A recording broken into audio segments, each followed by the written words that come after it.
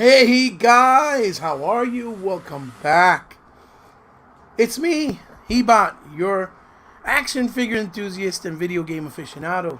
And I'm coming back to you today with hopefully an exciting episode of xbotians Let's Talk Podchat. Now, you guys know that my journey with this whole endeavor and this segment in my channel is few and far between because you have to kind of find the right people, number one, and you have to make time because people have schedules and it's not an easy thing to do. Today I'm very excited to have my guest, my special guest, because he's someone that I've been watching and following for a long time. And although we're very different in many ways, we're have a lot of commonalities, and he's definitely somebody that I am a big fan. It's somebody that I've appreciated for a long time. And no, we don't have the same ideals and voice and opinions, I'm pretty sure, but regardless of what, this is not about that. This is about finding good, genuine people in the community that I feel deserve a lot more recognition for a lot of reasons than they do, or that they currently have. Whether it's because they're different than others, they don't have the same approach, they're unique, they're maybe unorthodox for some, but I think that's what makes them special, right? And this person, I definitely feel this is what makes him special, because he's not like no one else. He's his own person. He has his own style, his own approach, and not only that, he has fun. He has fun doing what we all do, right? Whether it's game related, and in some cases even like myself, figure related. I am so honored, I'm so grateful, and I'm so blessed and so humbled to have him here today with me to share this hour, maybe hour and a half, hopefully, that we can sit down and talk so that you guys can get to know him a little bit better, the way I hope to get to know him a little bit better. And hopefully by the end of this segment and of this, show that I try to do on my channel, you guys will have a totally different approach, appreciation, and hopefully the goal is love for this person, because I think he deserves it in many ways. And I hope I can achieve that goal, even if it's just a little smidgen, to help him and help his channel, even though he don't need it, but as far as getting to know him better as a person. So I'll give you guys a little hint. He's a big fan of this, which you see is Naruto, right? And he kind of implemented it in his channel as a staple, in my opinion, of what he does. So without further ado, ladies and gentlemen, it is my absolute honor, and I'm completely excited, and I hope you guys enjoy it, to have none other than the legend himself, Zobe70. My brother, how are you? Welcome to the xbotians Let's Talk Podchat. So excited to have you here, brother. Yes. Bebop, what's up? How you doing, man? What's going on, Zobe? How are you? Yes, there it is. Ladies and gentlemen, there it is. Yes. There it is. Oh, Bebop, my God. thank you so much for the kind words, and thank you for having me on your program. And you're about to get in trouble by having me here as well. Listen, I love the trouble. I love it. That's my middle name. You haven't followed me? I don't know where you've been. You've been under a rock. Everybody hates Ebot. You know how it is. They're going to hate you even more. They're going to be like, But listen, yes, Zoe. so good to be here. Oh, man. I'm so happy to have you on, brother. I really am. I told you this a couple of days ago, weeks ago, actually, when we spoke. And to be honest, I told you, I was kind of really adamant and kind of nervous to ask you, because I didn't know if you, because due to your past experiences and how you handle yourself, obviously, because you carry yourself a completely different way than many. want to respect that space that you created for yourself, right? That maybe you didn't feel comfortable because we're very different, even though we share a lot of commonalities and are very much alike in a lot of ways, right? Like people don't understand us, people don't like us, people think that we might be toxic, so to speak. You know what I'm saying? But in reality, we're just passionate and we love doing what we do, and we try to have fun. Because what's the point, Zoe? If we do this and don't have fun, what's the point, right? So, brother, how you been, man? How's everything? Everything is great. I can't complain about absolutely nothing. The only thing I would want more of is access to more women, but that's about it. That's it. That's fantastic. Listen, that's a great thing to want more of, okay? I'm with you 100%. There's women all over the house. That'll be just, oh my God. Woo! Beautiful, right? Oh, man, Zoe. Oh, that's fantastic. So, hey, listen, I was going to, real quick, Darius, if you can, please turn on the light for me, if you don't, please, son. If you can't see me, Zobe, or anything like that, please let me know. You're good. You're good. Okay. You can hear me fine? Yeah, very good, very good. Mm-hmm. Good. Just let me know if anything, like if I'm botting, so we can fix it and we don't waste time or anything like that, okay? So, Zobe, real quick, before we get into the questions right away, because I wanna ask questions. I hope you're a fan of me too, at least a little bit. I'm okay with a little bit. You know have you been around? Have you been around since the action figure days where it was look nice and stuff like that? Since the which days? Were you around the action figure days where it was Book Nice and Shardimus Prime and all of them and Sean Long? Well, I just started with the figures, but I've been seeing them for quite some time. Okay. With Shardimus Prime, Book Night, yeah, or even Book Pixel Nice, Dan. I used to follow Pixel Dan when he first started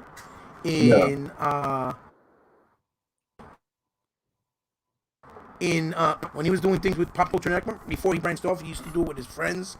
They used to have a store, like a comic store with collectibles, and they all used to get there and gather every Friday, and I think it was Wednesdays, and do all types of stuff, whether it was comic book, figures, all types of stuff. So following their podcast and all that stuff. Actually was in a Masters of the Universe figure, a collection documentary called Playtime Masters. It's called Playtime Masters. It's an online thing. I was in the online section via Skype. I had a tremendous time, and Pixel Dan was in it. So we share that together, But I've done a lot of stuff. I've been, I do a lot. I've done movie stuff like as an extra and Be Kind and Rewind with Mos Def and Jack Black, which a Michelle Gondry movie a few years back, which was a lot of fun too. With Mia Long and even Sigourney Weaver was in it. Danny Glover. So I try to be an entrepreneur. Yeah. You know how it is. I started my YouTube thing just for fun, really, and I just try to keep doing it because I love games. I consider myself a historian because I've been around since '78. Started playing games '79. I've been there to the ups and downs. My first console was the Odyssey, so it's one of those I know you've been. You can't. It never leaves you. You know how it is. I never heard of the Odyssey. I never heard of that. Really? Yeah. It's one of the first consoles out. I thought Atari was first. No. Well, here's the thing. So you're absolutely right. But the thing with the Atari is, the Atari, and I explained to people, is because you had things like Intellivision, ColecoVision. The Atari is what made video games in America mainstream. Yeah. You know what I'm saying?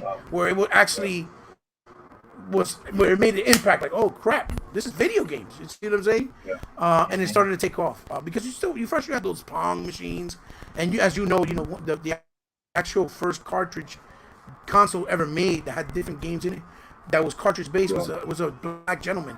I forget his name. That we was in the documentary, and around. That was on Netflix, right? I forgot his name, but he was never recognized until just recently, which I think was fantastic. So enough about me, Zoe, but let's talk about you. Zoe, let's get in. One more question, bro. You're from New Jersey, right? What happened? You from New Jersey or New York? Yeah, I live in Jersey. I live in Jersey. Too, Are you? Jersey. Really? Yeah. Nice. I'm from the Passaic and Madison and Clifton area? I'm in Plainfield. I don't know if you heard of Plainfield. Plainfield. Yeah, absolutely. You're about 20 minutes, maybe 40 minutes away from me. Yeah. So you know what? Next time we're gonna do the Zobe and Hebot live interview. Yeah, that'd be cool. We'll get together. Mi casa's you casa. So I want you to feel at home. I want you to feel the love.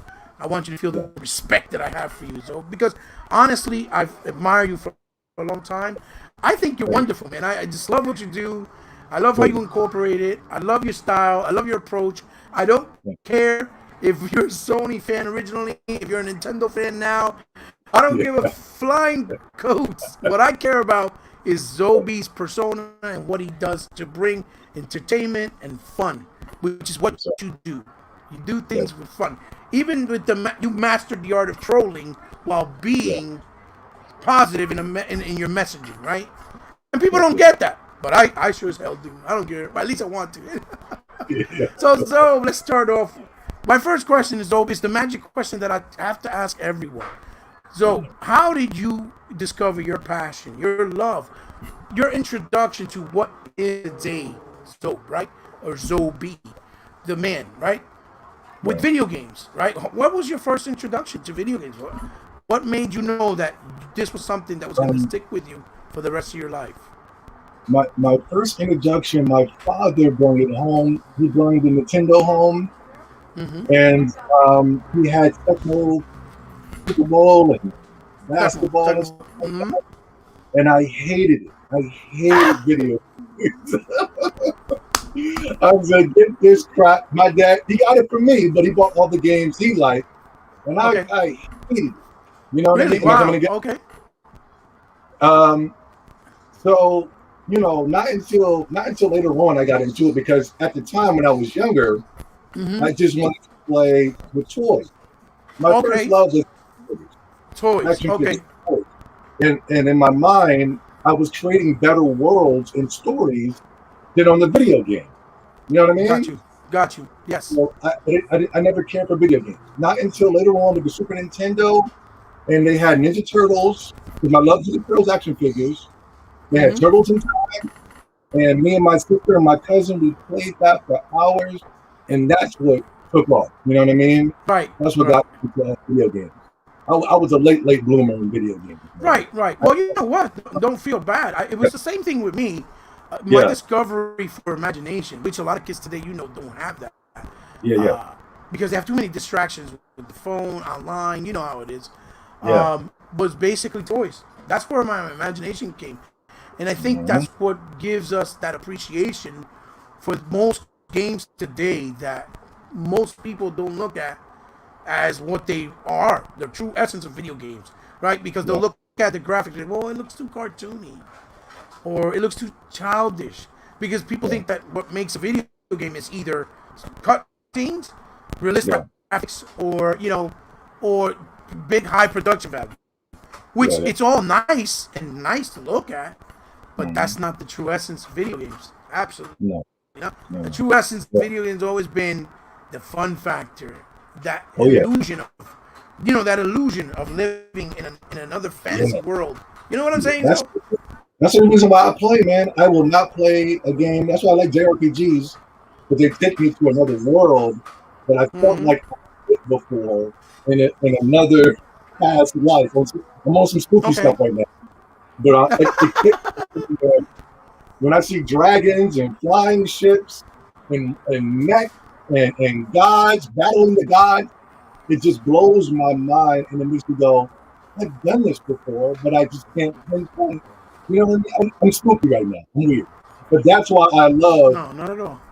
That's why I love RPGs, JRPGs and Western RPGs. It just gives me that feeling. You know what I mean? So I guess the appropriate question would be to ask you, since you clarified that for me. Then what got you first? Because that was your first true love, and we can talk about it because they basically go hand in hand, right? In many ways, especially today.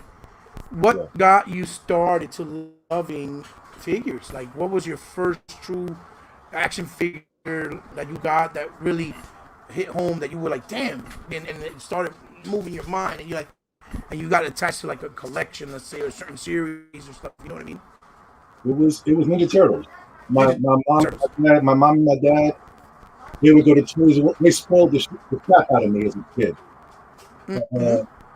Good, great people. My parents, I love them to death. And they're still here, and I'm so happy they are. I'm so blessed to have them in my life. God bless them. That's beautiful. But they they would go to Toys R Us. We had a Toys R Us right here on Route 22. They would come back with Ninja Turtles, all types of toys. And the Ninja Turtles is what grabbed me the most because I was watching the cartoon and playing at the same time. But I was creating stuff that was 10 times better than the cartoons, man. They were fighting aliens with their face. Raphael was coming in with the flying turtle blunt, coming in. I had all of it: the turtle blunt, the turtle band, all the turtles, different colors of the turtles.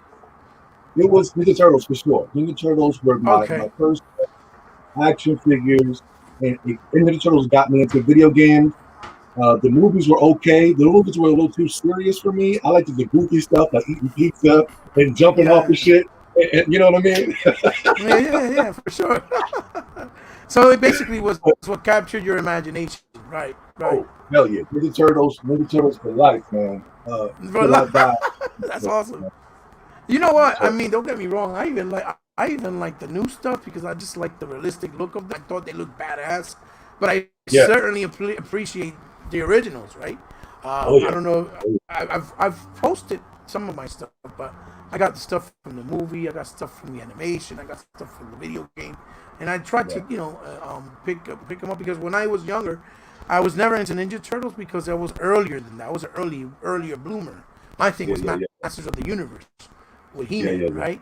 And that was like early '80s and shit. But that's why it's nice to see at what point in what series or collection actually captured people's hearts and their imagination.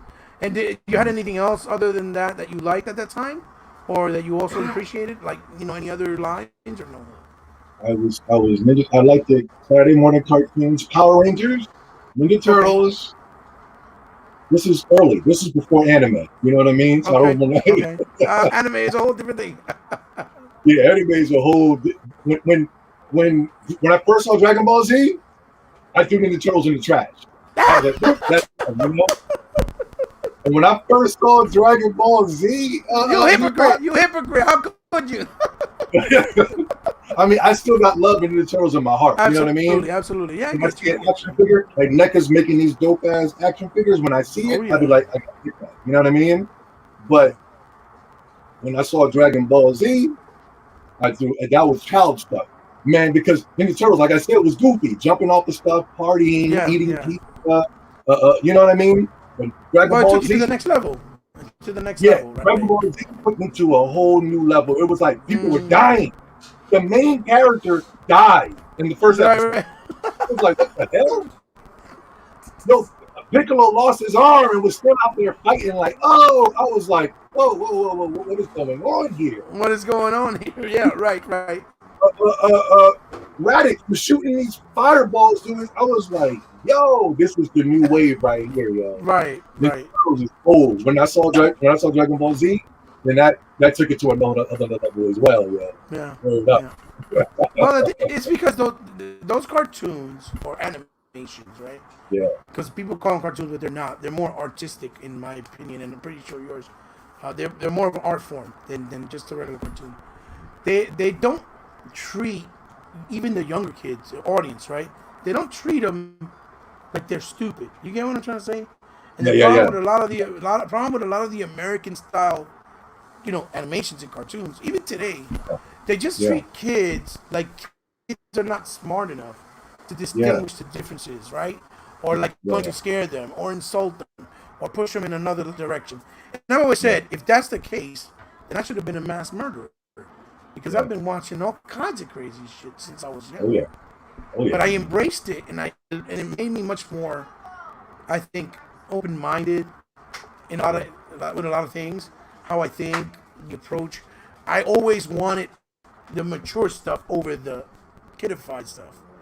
You get what I'm saying? And I think that's kind of what it did to you, based on what you're telling me. Well, I mean, no, I like kid stuff. Don't get it twisted. Right. I can be a little offended by, not offended, but more standoffish of violence. Okay. Especially if it's too extreme, you know. But I do like SpongeBob. I still like SpongeBob. Right, right. I still like You like and SpongeBob? So does my son loves SpongeBob too. SpongeBob is the problem. SpongeBob is the reason why cartoons are the way they are today. But SpongeBob is in my SpongeBob is in my top five. I got Looney Tunes, Batman the Animated Series, Okay, SpongeBob, that's a good one. top three. Okay. You know what I mean? But like, I don't know what my point is. You know, the violence, I like it, but I like it in context. You know what I mean? Right, in context. Dragon Right. Ball Z wasn't really too extreme. I like guts. It's violent, but it makes sense. You know what I mean? But Because sometimes I'll say, it fits the world, right? It fits the yeah, content. I know exactly what you mean. Yeah. Attack on Titans is the first season was violent, but it makes sense. You know what I Right. mean? Right. But sometimes I can't watch too much violence because it takes me somewhere. You know what I mean? Not on a shooting spree, but it just takes me somewhere emotionally. I can't really rock with it. You know what I mean? Okay. Okay. I But got you. I'll watch SpongeBob right now. Bow. You know what I mean? Here. You know what I mean? And I'm in, listen, I'm in my late 50s right now watching SpongeBob. Like, wow. You know what I mean? look, I can't knock it because I've been telling my son to get that trial for Paramount Plus to see the new SpongeBob Oh, joint. oh, yeah, I saw that. Yeah, You yeah, know, yeah. so I mean, Yeah, I'm guilty. yeah, You know, like I said, I appreciate everything, right, or most things, right. But yeah. I could also, like you said, appreciate it based on the context of what it is, right? Because everything has its place, right, Zoe? Everything has its place, and it should be that way, you know. Yeah. So as you went along, right, with your years, what got you into, because as far as I've seen and a lot of people know you for on your channel, you are an aficionado, right? And you are also you could tell that your love and your heart in the video game space really resonates mainly, right, Yeah. with RPGs, Oh, yeah. Yeah. right? Yeah. So Yeah. so what was it? What was that experience? Was it on the Nintendo? Was it on the your PlayStation? You know, your transition. Kind of walk us through it. Like what was how it went from there to there? Did you ever even took a hiatus where you also experienced, let's say, the arcades? Because that's also a big part of gaming that people don't realize that doesn't exist anymore today, right? Unless you go to Dave and Buster's, but it's not really the same thing. Because Yeah. that's where I saw people were started social gaming was in the Right. arcades. That's the what we call today online gaming, right? Social, Yeah. right? Yeah. And me personally, I can enjoy social gaming, but I also prefer single player experience or cooperatively with someone, right? Like Yeah. couch co-op or even online, as long as it's in the campaign. Yeah. So kind of walk us through, let us know, or tell us your story of what kind of Uh, got you to that point. uh, Before I go there, there's a little bit of crackling in your mic. I don't know if it's going to annoy you. Is it On the replay. It's like a little bit of crackling when you talk. Just a little. I don't know if it's going to bother you in the playback or if you already know about it. I just want okay? to warn you. Yeah. What about now? Uh, Do Talk you want me again. to keep spell? I'm Yeah. Zobe. I don't think anybody's going to pay attention to it, but I don't know if you're a perfectionist, so I just wanted to Okay, let you know. it kind of giving a crackling sound, right? Yeah, just a little bit. Okay, Yeah, okay. We'll but work through cool. it. Okay, thank you. What got me into JRPGs? Like I said, I'm late. Or let me go back to the arcade thing. The arcade was coming to an end when I got into gaming because we Okay. had the Super Nintendo, the Genesis, and everybody. It was easier to be at home than to go to the arcade. There's no arcades around Plainfield. I would have to go to Menlo Park Mall to they had an arcade up there. Mm-hmm. So it was more. And the skating ring had an arcade, and they had the Simpsons. Remember the Simpsons arcade? It was like 4 players, Simpsons. Mm-hmm. Did you ever go No, to the one in Willowbrook, the Fun and Games in Willowbrook no, Mall here in Jersey? no, I never. No. Oh, okay, okay. But it was the Simpsons game. I played that, and then it was the X-Men game. Remember the X-Men game for the arcades? The beat 'em up, right? Yeah. It was like you could The, play the, as the one the one by Konami. You could play as Nightcrawler, Cyclops, Cyclops with the like original costume, yeah, yeah, yeah, Colossus, yeah. Wolverine in the um, brown and yellow. Wolverine. Yeah, I still Yeah. have it on 360. Oh I yeah, still, that was that it was was it came from the engine of the Ninja Turtles, which the cabinet had the 6-player one. Remember that? yeah. Uh-huh. And then they But did that was the Simpsons also. yeah, the Simpsons. Yeah, I was thinking that was the first arcade game I played. I remember that because I was just like bugging out, like, yo, we in here with I'm playing as Marge Simpson and Bart as a team. And I always wanted Yeah. that to come. I always wanted that to come to the councils, but it never came. Not until a couple of years ago. But Right. my arcade journey there was none because it was all about the home council when I was coming up. And but for my true love and passion of video games, yes, the RPG, the ARPG, and it was it played with Xenogears. You know the Xenogears? Xenogears Xenogears. Yeah, absolutely. for the Yeah. PlayStation One. For the PlayStation One, made by SquareSoft at the time, or Squaresoft at the time. maybe it was Square. It could have been Square, but my God, when I played that game, I said, "This is it right here. This is what I've been looking for." And ever since then, I never. That's all I wanted to play was RPG because I wanted that experience of a Xenogears. You know, Okay. it was it blew my mind. We were riding in mech. You can walk on foot and you can ride on mechs. It had the most craziest story I've ever saw in my life. There were so many twists and turns. You were fighting God. You were going toe to toe with God. Let's go. Let's get it. You know what I mean? It was Absolutely. it still blows my mind to this day on how incredible that game was. That team that made it Xenogears separated and made it Monolith Soft. And they're currently making the Xenosaga game. Or the Right. Xenoblade game. Xenosaga. Yeah. Xenoblade, Mm-hmm. Xenoblade games. And still those games don't match to what they did with the Xenogears. With Xenogears. Right. My all-time favorite video game, and that is the game that made Zobe70 today. That's the game right there. If it wasn't for that game, there would have been no Zobe70. You know what I mean? He said no Zobe70. None whatsoever. No, I would have been some type of sucker. I would have got married to a overweight girl. I would have been sitting there. Stop it. Stop. I'm sorry. If it wasn't for that game made me. I was always an artist. I always wanted to draw, but that game made my artistry when it comes to writing.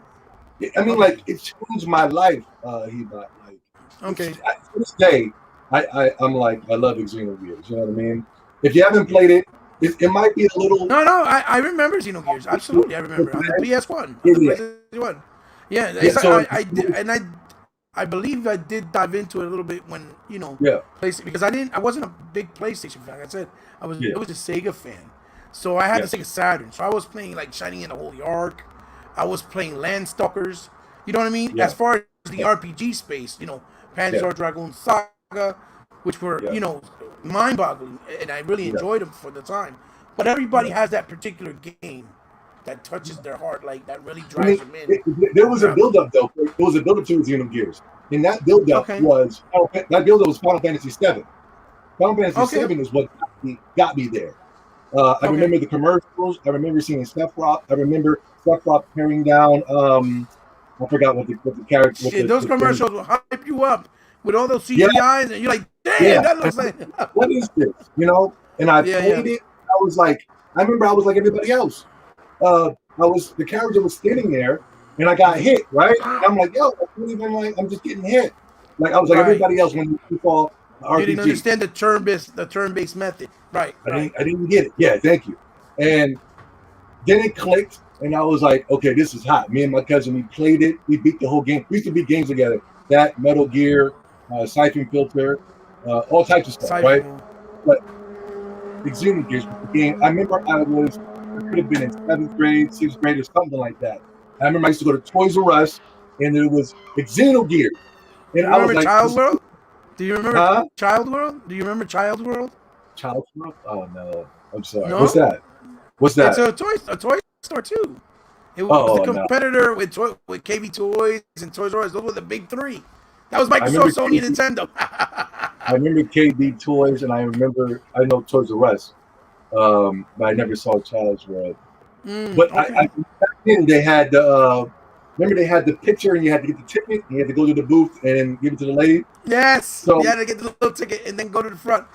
Absolutely. and back then the games were more the double disc games were more. It was a double disc, so it was more Yes. expensive than a regular game. So I Yes. remember I was looking at it, and I was like looking at some bull crap game, probably some Crash Bandicoot or something. And I was like looking at this game. My dad said, "Buy one thing. That's all you can buy is one thing." And I was looking at Xenogears So for you had to hours. choose. You had to choose wisely, huh? So Looking at is it either a kids game? I mean, Crash Bandicoot, whatever, or it was a Xenogears, and I'm so happy that I said, you know what? Let me get a Xenogears. let me get a And Xenogears. I'm telling you, that game. I changed you. My Oh God, my god. I mean, I played some good games Right, right, over right. the past 20 years since it came Mm-hmm. out. But there's no game that made an impact like that. And it's not like it's Right, nostalgia, right? Because some people will right. try to use nostalgia to There defeat. was no attachment. There was no other game in that universe before it. It was brand new. It was fresh. Yeah, Right. yeah. I remember. So it Yeah. wasn't like Yeah. nostalgia. People like to use the nostalgia word for the reason why you Mm-hmm. like something. But that's not the Right. case. Right. It was, I played it recently, and I'm still like, oh my God, like, oh, you know what I mean? I'm going crazy. But anyway, I'm sorry. Yeah, I can run about No, Xenogears no, for hours. no. That's no. This Yeah, is what this is for. So yeah, this yeah, is your time to shine, brother. This is for you to tell the story. That's exactly what we want. That's yeah. exactly what I want, But and that's what I but want the audience to see. if we're talking about a story, let me go back Yeah. because I'm a weirdo. I'm a supreme weirdo, and I know it. And I finally realized it in my late. I don't see you as a weirdo. But growing up, I couldn't connect with anybody. Even now, it's hard Okay. for me to Yeah, I get what you're connect. saying. Yeah, yeah. So my best escape were the action figures, were the cartoons, and later on the video games. So those were my best friends growing up. Were Yeah, those games? You know what I mean? I Because got you. I couldn't get along. Like it wasn't like I was getting bullied. I mean, everybody got bullied, but it wasn't like like you see in the TVs, kids are getting stuffed in the lockers and all that. I It was got you. nothing like that. It was the '90s. It was rough for everybody. Mm-hmm. Um, but I couldn't even kick it with the nerds either. The nerds weren't even like I couldn't even Yeah, rock. because I told. Yeah, you're absolutely right. I tell people all the time. Even nerds didn't fall in the category that we felt in because Yeah, yeah, yeah, you're yeah, absolutely right. You know, okay, back then, people that like video games, comics, yeah, anime, they were because we were just completely different. Like we were misunderstood, right? Like misfits, right? So to yeah, speak. yeah, But because there wasn't enough people that were intrigued with this stuff, right? They were yeah, looked at as a waste of time. In a lot of cases, like my parents, they were very religious.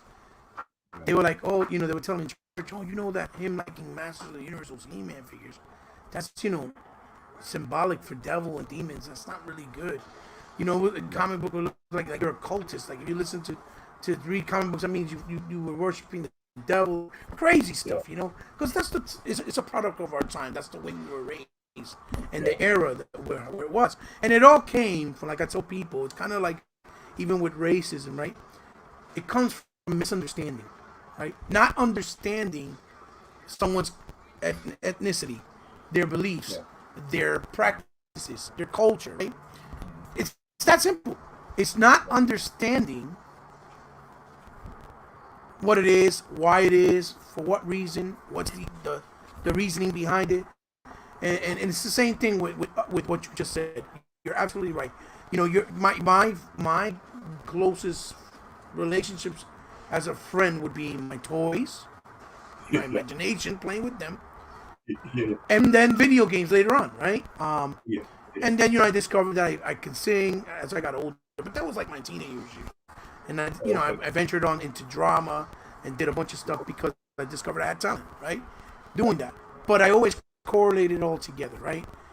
And I completely understand where you're coming from 100%.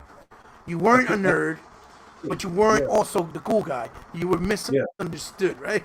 You were you were your own thing. And now today, everybody wants to be us. You get what I'm trying to say? Yo, oh my God.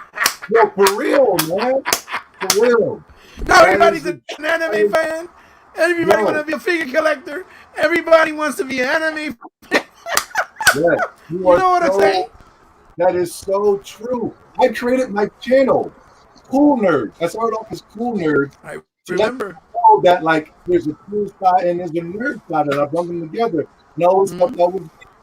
And now everybody wants to be a nerd. I'm seeing the jocks with, go-to t-shirts. I'm like, man, back then I couldn't wear that back then because the 90s was wild. Even especially if you wanted to get an attention from the girls, because for some reason the girls back then were kind of shallow in the sense that they were always trying to look for the pretty boy that was always dressed up nice, right? Yeah, you had to have the clothes that look good, right? The jewelry. I mean, it's still the same, but still, back then it was because of Puff Daddy and Biggie, man. They brought in that jiggy stuff, Yeah, it was like everybody had to have this. I'm 12. I'm 12 years old. My mom is buying my clothes. I don't know what I'm doing. Right.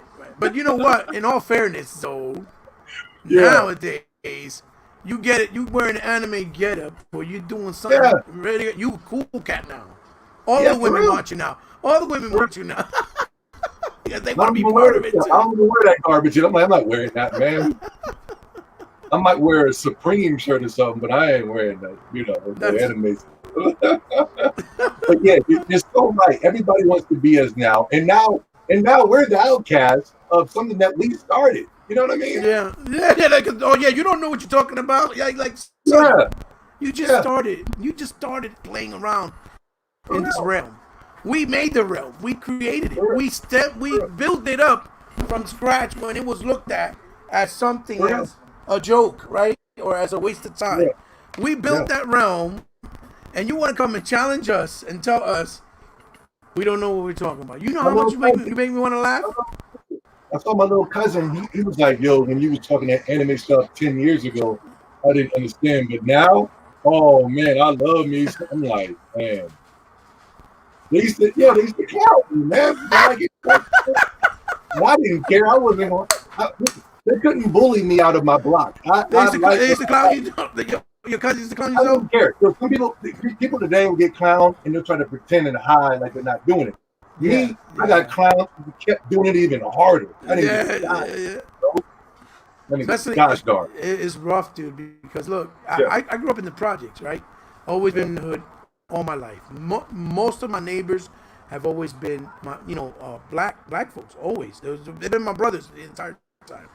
And then, Hispanics, some here and there. You know how it is. But we understand the language, right? We understand the lingo. We understand the ways of the hood and how we live, right? There's some codes, and certain things you don't do. But back then, when you came outside, you were wearing something like a Yu-Gi-Oh shirt. Yeah, take that homo shit off. You know how it was. I remember Kanye West had a line like that. Like you had to get dressed up just to go to the corner store. You couldn't just walk out on some running stuff. You know what I mean? That's some fugazi shit. Now you got a clown like 6ix9ine that he look like a walking rainbow, and he's cool. You see what I'm saying? Now you got women.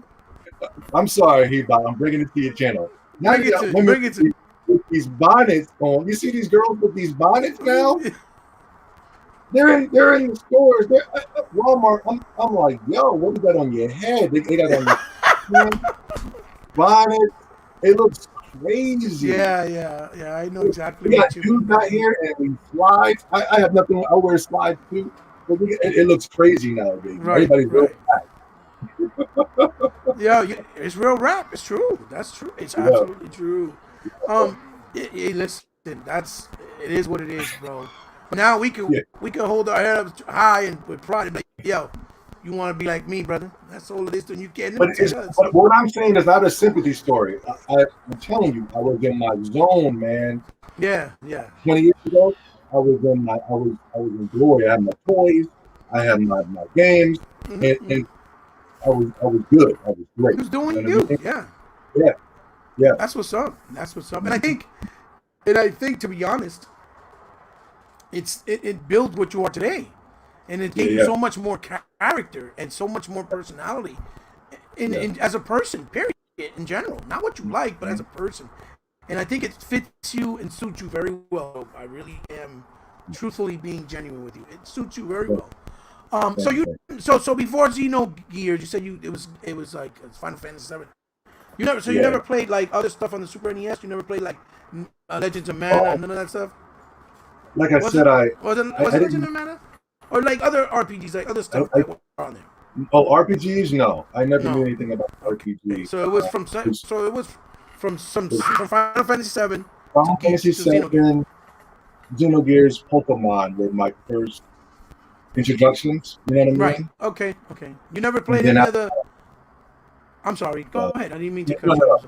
oh, and because Super Nintendo, I didn't know anything. All I knew was Frozen Time, and I would Gotcha. go to the store. I would go to the store and ask them, "What's the hot stuff?" And the guy, he told me buy Zelda: Link to the Past, Gotcha. Metroid, and I bought Zombies and My Neighbors. You ever play Zombies and My Neighbors? Yes. Yeah, I bought that. Zombie My Neighbors. Yes. The top-down He shooter told me with the. about Zelda: Link to the Past and Metroid, and that's all I had. And on the Genesis, I had sports games. I had Mutant League Hockey, Mutant League Football. So Um, you never tried out like any of the Shining Forces or any of the Fantasy Stars on Genesis? I didn't know them until I got old, man. I Oh, didn't you know. didn't know. I I didn't got you. know. I I didn't know. got you. Oh, I don't think in Mortal Kombat. I remember Mortal Kombat blew up, Mortal and Kombat was big. Yeah. yeah, I remember because of the shock factor. You know, people were ripping people's anal canals out of their skulls, and Hmm. it was crazy. You know what I mean? It was like Loaded. Remember Loaded on PlayStation 1?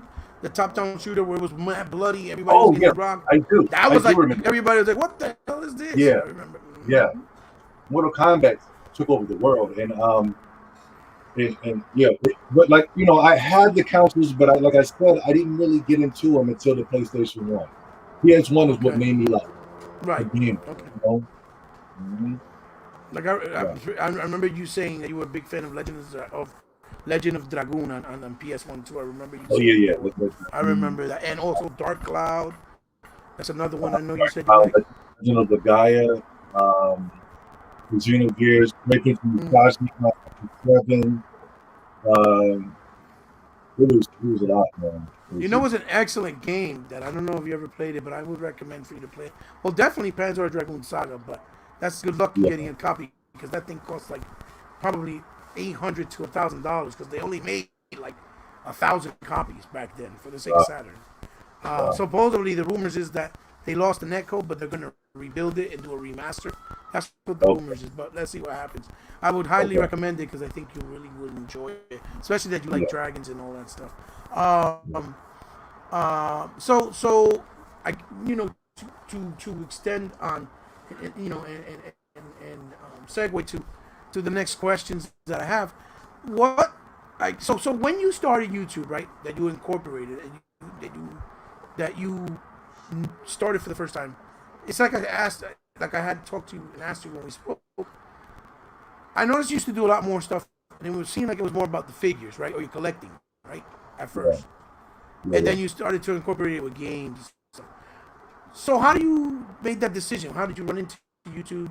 How did you say, well, you know what, I'm going to do these reviews of these wrestling figures, these anime stuff, and then you started incorporating your video game, fandom as well. How did you discover it? What made you do it?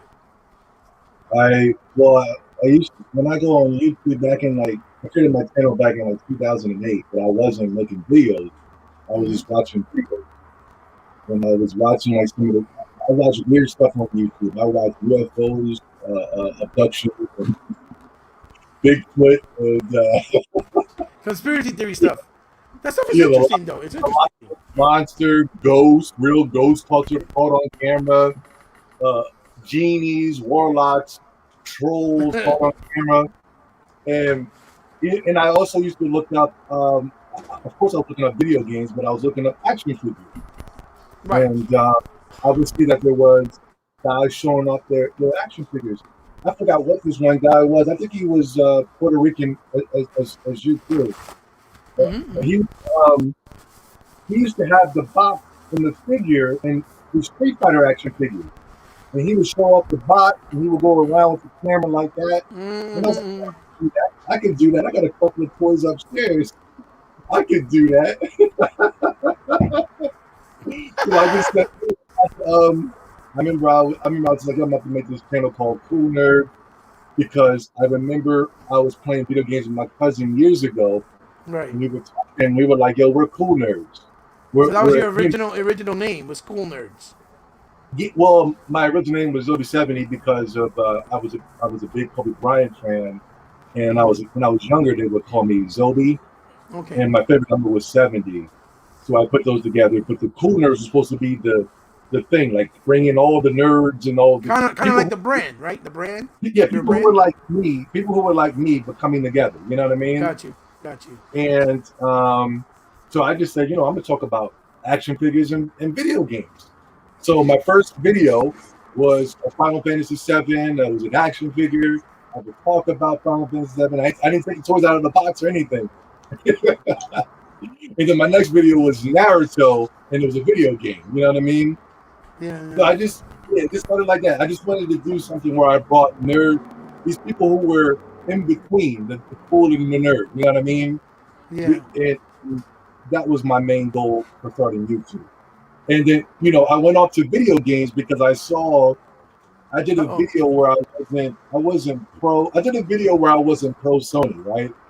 Mm-hmm. And they were mad. So I said, there we go. I've always been a troll. You started stirring the pot. Yeah. You can't, like I said before, if you teased me, it made me go harder. You know what I mean? I got you. What nobody said about me. I didn't give a gosh darn. And when I saw people teasing me, I said, they really want me to turn it up. You know what I'm saying? I like Sony. So I'm like, I know all of Sony's weaknesses. I know all of their ins and outs. I'm about to hit these dudes even harder. So I saw, boom, all right, cool, here we go. And but that wasn't Sony though. It was also the anime. It was also Naruto, Naruto Storm, and Dragon Ball. But there hasn't been any good stuff on Dragon Ball Z and Naruto lately. So I kind of just stick with Sony until they come up with a new anime game, then I'll go with that. But I remember I did a video about the PS3 being garbage or something like that. And people were, I'm unsubscribing, I'm doing this, stop it, go back to doing action figures, go back to being goofy. And I was just like, okay. I remember when you had to fight with your comment section. Because like I said, I always went and watched videos.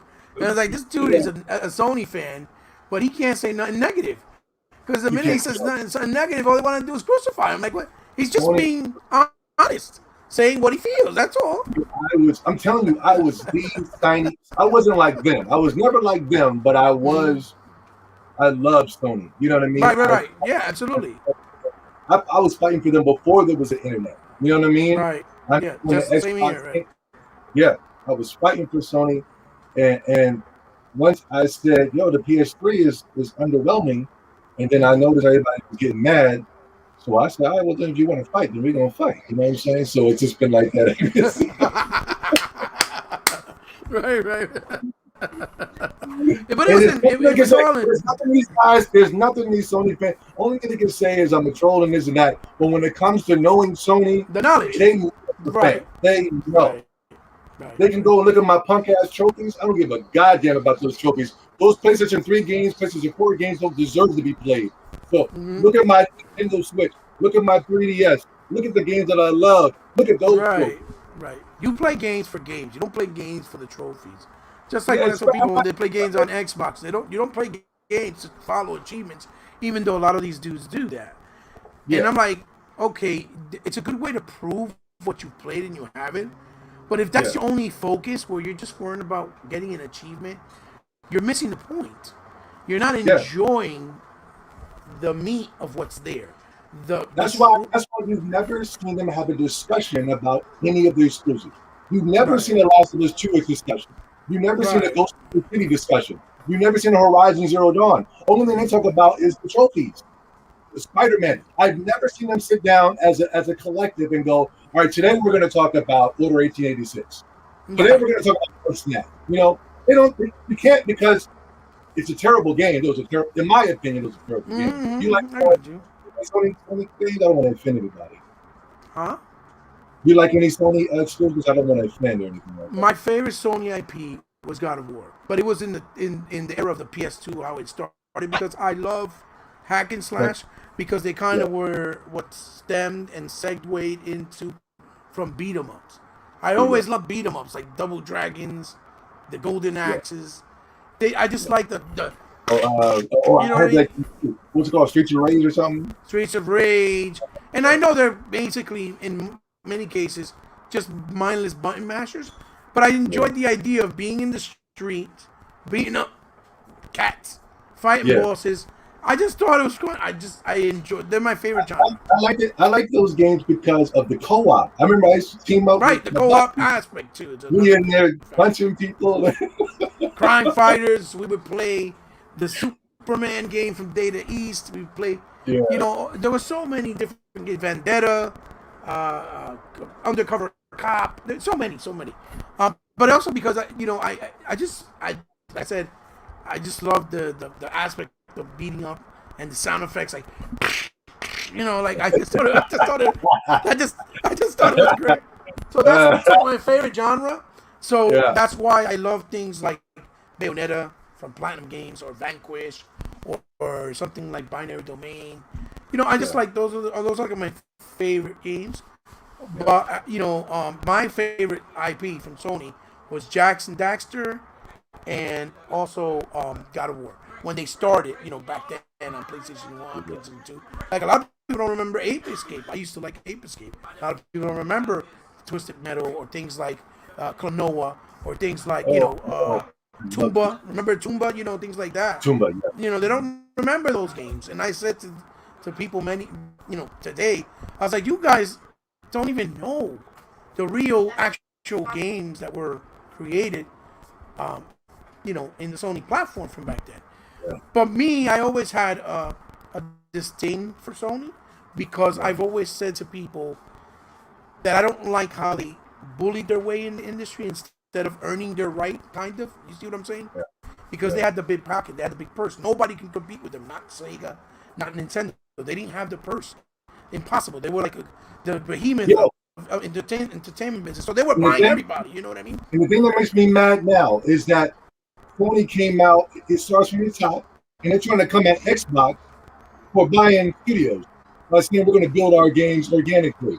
Like, you didn't do that when you first started. You didn't. The reason the Dreamcast died. The reason the Dreamcast died because you guys got Madden, and Dreamcast didn't get. I'm getting mad right now, man. Well, I think their biggest, problem now is that they're too busy just trying to do the same formula that people like, right? As opposed to being more diverse. Because when they were in the PlayStation 1 era, they were diverse. Yeah. Although they were buying these studios and buying these exclusivities, they had a plethora of games, like a bunch of different stuff. Yeah. And it migrated over to PS2, and it kind of started to change in the PS3 era, which I think that's why you started to get a dislike for them, because they were not bringing out the diversity, especially in the RPG realm. Because I think the PS3 was lacking RPGs, in my opinion. I hated, a lot of people don't know this, but I hated the PlayStation 2. Oh, okay. I think the PlayStation 2 is the most overrated. Of all time. It is I can so see that. overrated. I can see that. I can So see that. overrated. I know I it's I tell so. people there was no real competition at the time either, because Yeah. Saturn died off, right? And Nintendo Yeah. took a long time to bring out the 64. Yeah. So Yeah. it was just Sony. That's it. That's all Yeah. people knew. So that's why it did so well. And although it did good for the industry as far as bringing more people in that really weren't gamers, as far as Yeah. casuals, it also hurt it in a lot of ways because casuals don't respect the culture. So, you see what I'm saying? Casuals don't respect gaming and the culture the way you do, the way I do, the way that you have the love and passion for an RPG because you know where it came from, you know the history, you know the first experience and how it became, how it started, and you were there, how you made it grow, right, with the support. These guys come in, I'm a better gamer than you, man. I'm more of a gamer than you, and they don't know jack shit, right? They don't know nothing. They just follow it because it's like when we used to buy the new pair of, I don't know, Nikes, right? The new Jordans. Everybody had to have them because they were the popular, the it thing. And that's kind of how they treat gaming now, right? Where everybody likes Sony, right? Because it's the popular thing, right? Yeah. Yeah. But when you really ask them, well, what are they really giving you? What are they doing for you as a consumer? Respecting you as a fan. What are they really doing for you? Yeah. Well, they're giving us all these great games. I was like, what great games? Most of their games are all movie-like. They don't have the most important element, which is fun factor and gameplay. Yeah. They lack in a lot of areas gameplay, right? Yes. And the only division of Sony that was offering that, they got rid of them. They got rid of Sony. Right, Joni Pan. And it was because they didn't support him. So they didn't support him. People didn't support him. No. But this is the thing, though. This is the thing. Mm-hmm. What Sony exclusive are they supporting? Are they supporting Bugsnax? Are they supporting Destruction Derby All Stars? No, of course not. Right. Demon Souls Remaster? Did they buy? Did they buy? They didn't even buy The Last of Us 2. They only sold like 5 million copies out of 150 units sold. Yeah. The ratio just doesn't match. Absolutely. They never promoted those games. That's the problem. Perfect. That's a great answer because you're right. Most of those unique games, they didn't promote them. They treated them. Did. Mm-hmm. Go ahead. I'm sorry. Go ahead. No, I'm saying, but they did on the PS1. Remember back in the PS1, you saw the commercials, the rapper. You saw Ape Escape coming around. Yeah. You saw the commercial of every game almost. Yeah. Mm-hmm. Crash Bandicoot. You saw Crash Bandicoot coming up to Nintendo, driving a tank to Nintendo. You saw Twisted Metal. But they were being bold. They were being bold, and they were showing confident that they believed in the product. Yeah, I know exactly what you're saying. You're right, and they lost that. Yeah, they kind of lost that. They lost that. They were promoting Order 1886 over Bloodborne, and I was the only one out of the Sony fanboys that was promoting Bloodborne at the time, man. I was the only one. They were on Order 1886, trying to get the Gears of War experience on the PlayStation, and I knew that was going to start. Bloodborne, all of a sudden, hindsight 2020, everybody loves Bloodborne all of a sudden. I was the first one, man. So, ask Demon Soul was on PS3. It sold 8,000 copies when it came out. Yes. Nobody cared. Garbage. Now, everybody is a Demon Souls, Dark Souls fan, a Neo fan, Surge. Everybody is a Souls fan. Yeah. And I'm like, Lou, you gotta stop. These games started way back when, and the numbers don't lie, so. Yeah. The numbers don't lie. I saw you post the MLB The Show numbers. Mm-hmm. MLB The Show, they do the million unit. You saw that, right? In 2017 or 16, it sold like 400,000 copies. And I'm like, and that was with 3 consoles. Yeah. I'm like, did you see why the MLB made them have to put it on other consoles? Because they need money. They don't own the license. They don't own the National League of Baseball Association's license. No. Yeah. So they have to make money. The numbers for 2019 and 2020 are not even available. It sold the fastest for them that month, but that doesn't mean that it sold the best as far as the series go, right? And I means tried to nothing. explain. That's a fake. I hate when they keep saying the fastest selling, the Yeah, fastest selling. I hate when they it's deceptive. It's deceptive. yeah, it's very deceptive, man. Absolutely. And that's what well, it's like when they were like, oh, Bloodborne sold so well, and then you look at it, and remember, the PlayStation 4 was out in most countries, right? In the most countries that even Xbox, because Yeah, of the way the Xbox was built with the online, yeah, signing in and stuff. They were yeah, not allowed in some countries because the bandwidth didn't support it, right? yeah, So Sony always had that advantage of reaching these other places because they've been around longer, right? And in Japan, they always sold way better and will always sell better than Xbox. It's just the nature of it, and or any Nintendo console, because even Nintendo was on a downfall, and they even admitted that if the Switch didn't do well, they were going to close house, right? yeah. And thank God that the Switch did well for them because nobody wanted to see, a pioneer like Nintendo go away. Obviously, I hate it when Sega left, and I think Sega right now is a shadow of their former self. I think they're horrible compared to what they were, in my opinion, right? But still, I'm glad they have success with the Yakuza series, and now the Judgment. I personally preferred Shenmue better, but Shenmue kind of took too long to come back to where it was. With Shenmue 3, you compare it now, it's a disgrace. But that's because it needed money.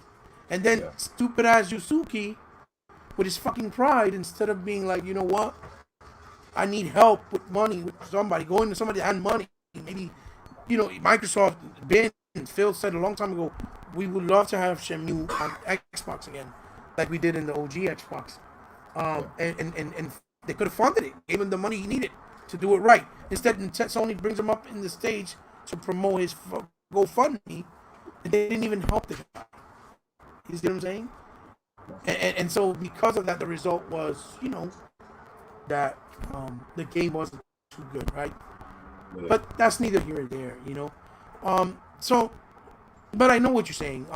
So I guess the best question to ask you at this point was, which I think you kind of answered some of it so far, but you can, add more to that. So when did you started feeling that maybe your passion for your company that you love so much, that you had so much that resonated so much with you, started to change, where you feel that you needed maybe a change, or you feel that you needed to voice your word, right, or your voice to let your voice be heard in criticism, but you were trying to let it be heard in a good way because you cared about Sony, right?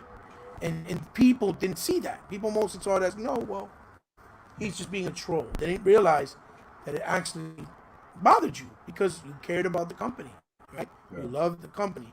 And that's what is sad, because it kind of gets lost in translation when people saw your material. They saw, oh, he's just being a troll, and didn't realize, no, you're seeing a guy that really loves Sony, that respect the company, that was really a big part of his life and his heart, right? And they're not the same no more.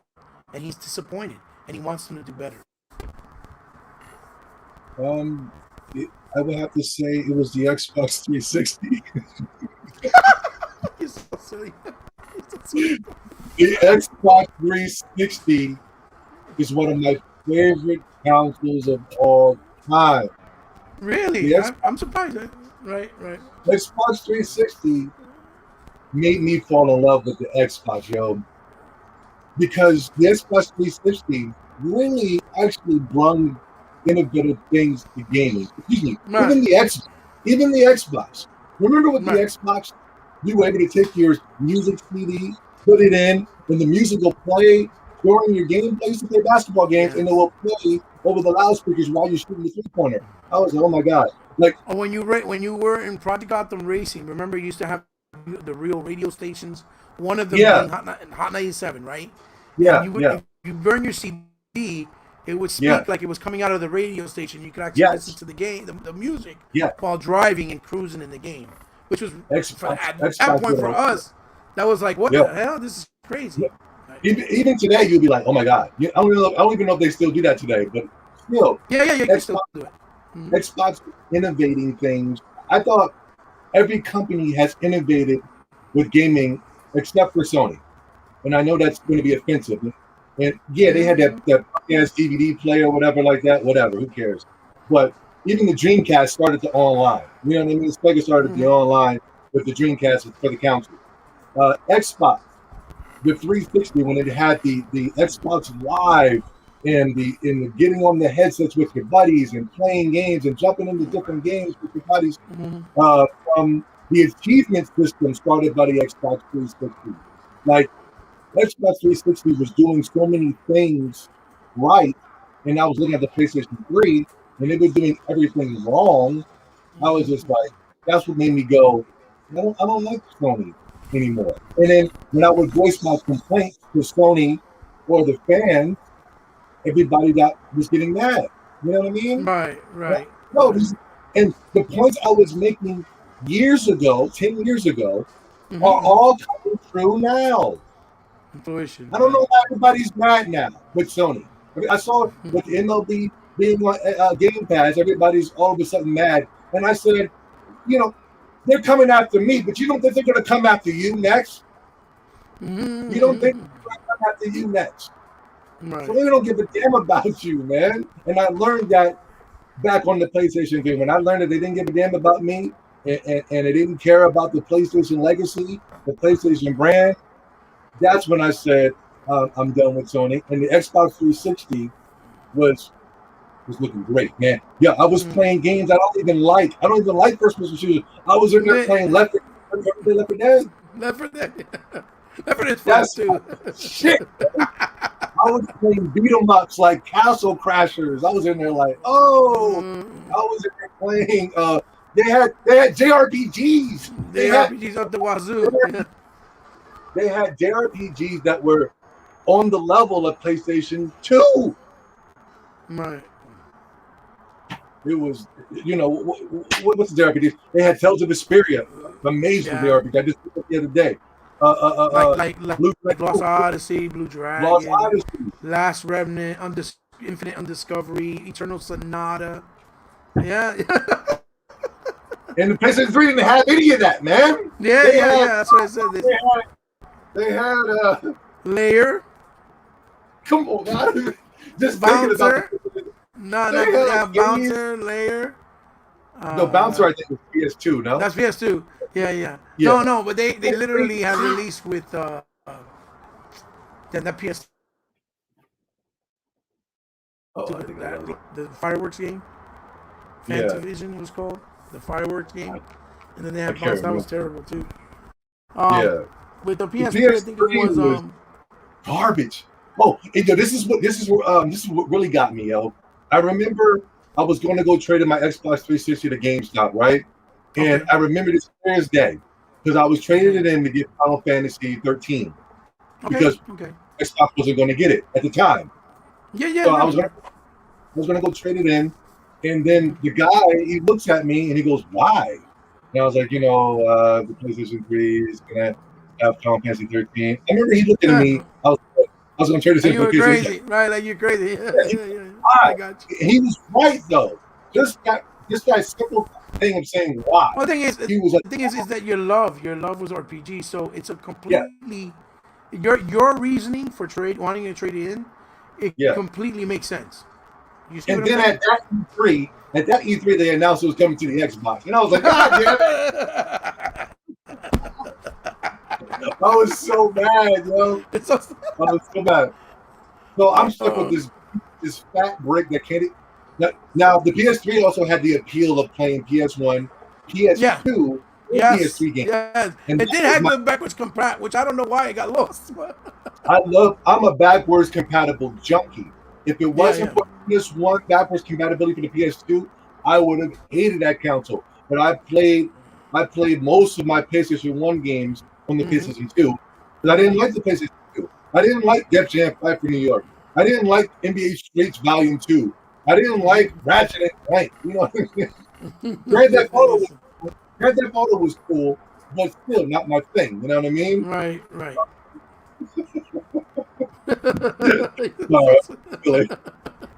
But anyway, the 360 is what really got me back into gaming like that. You know what I mean? Because PS2 was taking me away.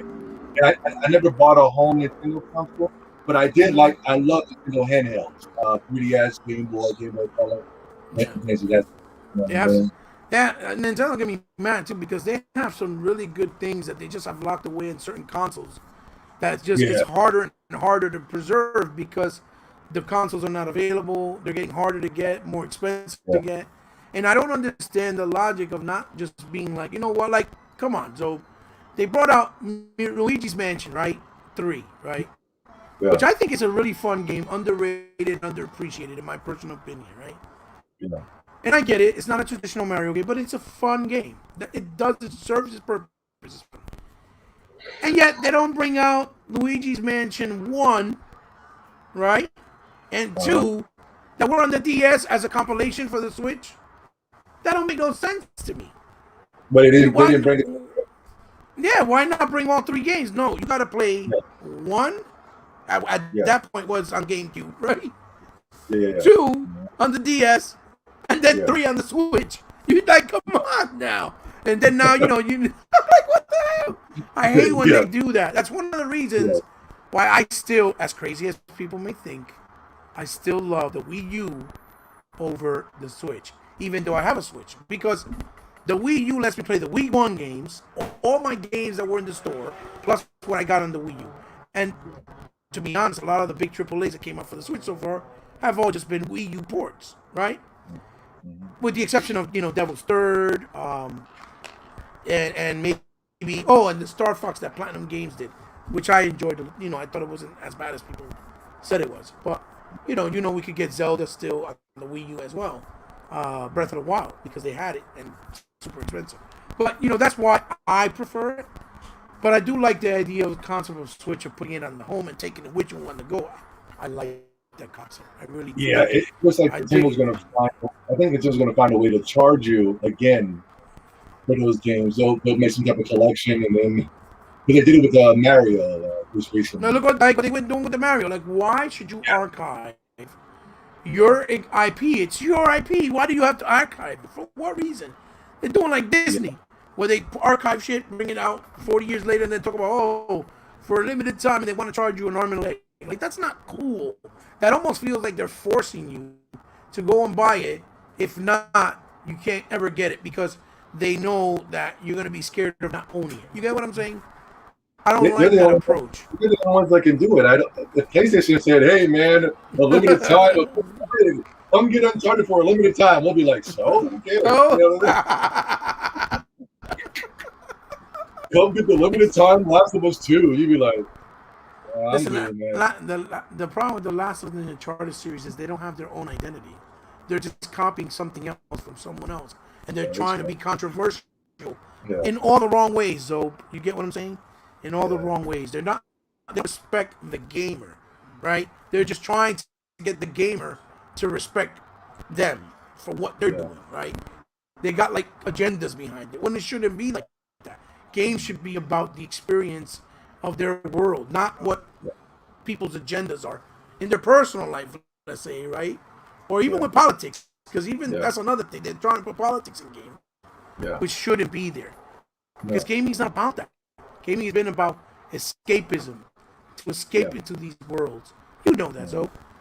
And also remember the 360 brought back that whole indie. PlayStation 1, Dreamcast, and I would say 3DS, and then the Xbox 360. In my face, but I'm sorry. And then no, this is like I said, this is your time. We're just having good conversation. I know I am, and I hope you are too, brother. Sure. So it makes a lot of sense, and I know you're enjoying the Switch now, and you're playing all types of stuff, and they're just placating to your style and your needs. I'm getting my Xbox. I'm getting Xbox Series X too, and you got the backwards compatibility, which I love so much. And so now I'm gonna push your buttons. We get to play Octopath Traveler on Game Pass. You had to pay for it. I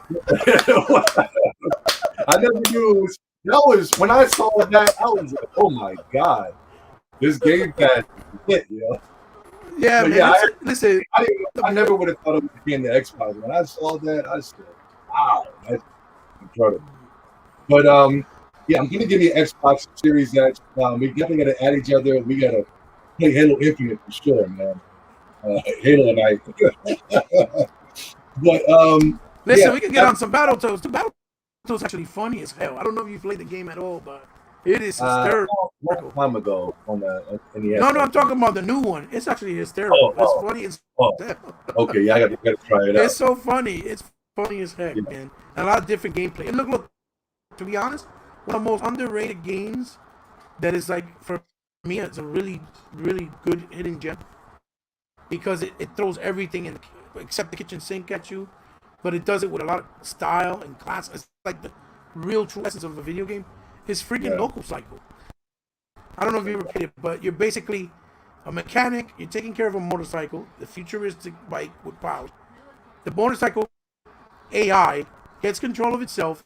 You somehow get attached to the like tangled up with it, and it's striking the game, which you know that's ridiculous because no person would survive that. But it's a video game, so when it does, it starts off as a racing shooter, right? Yeah. Then it transitions into a beat 'em up. Then it transitions into a platformer. Then it transitions into a quick time event type thing. Then it does some mini game stuff. Then it does a top down shooter. Then it does full motion videos. It does a bunch of different things, and that's what makes it so unique, in my opinion. And a lot of homages to old stuff, like from Sega and Nintendo. A lot of homages. It even does a segment where you're two bikes. You have the good bike and the bad bike in the story, right? And you're fighting a 2D fighter, and it's the same style as Street Fighter. Like when they were in that board where you fight with Guile with the plane in the background. It's trying to pay an homage to that. Yeah. So it's excellent. Yeah, I would recommend for you to try it at least because you may have fun with it. I know. Is it only on the Xbox?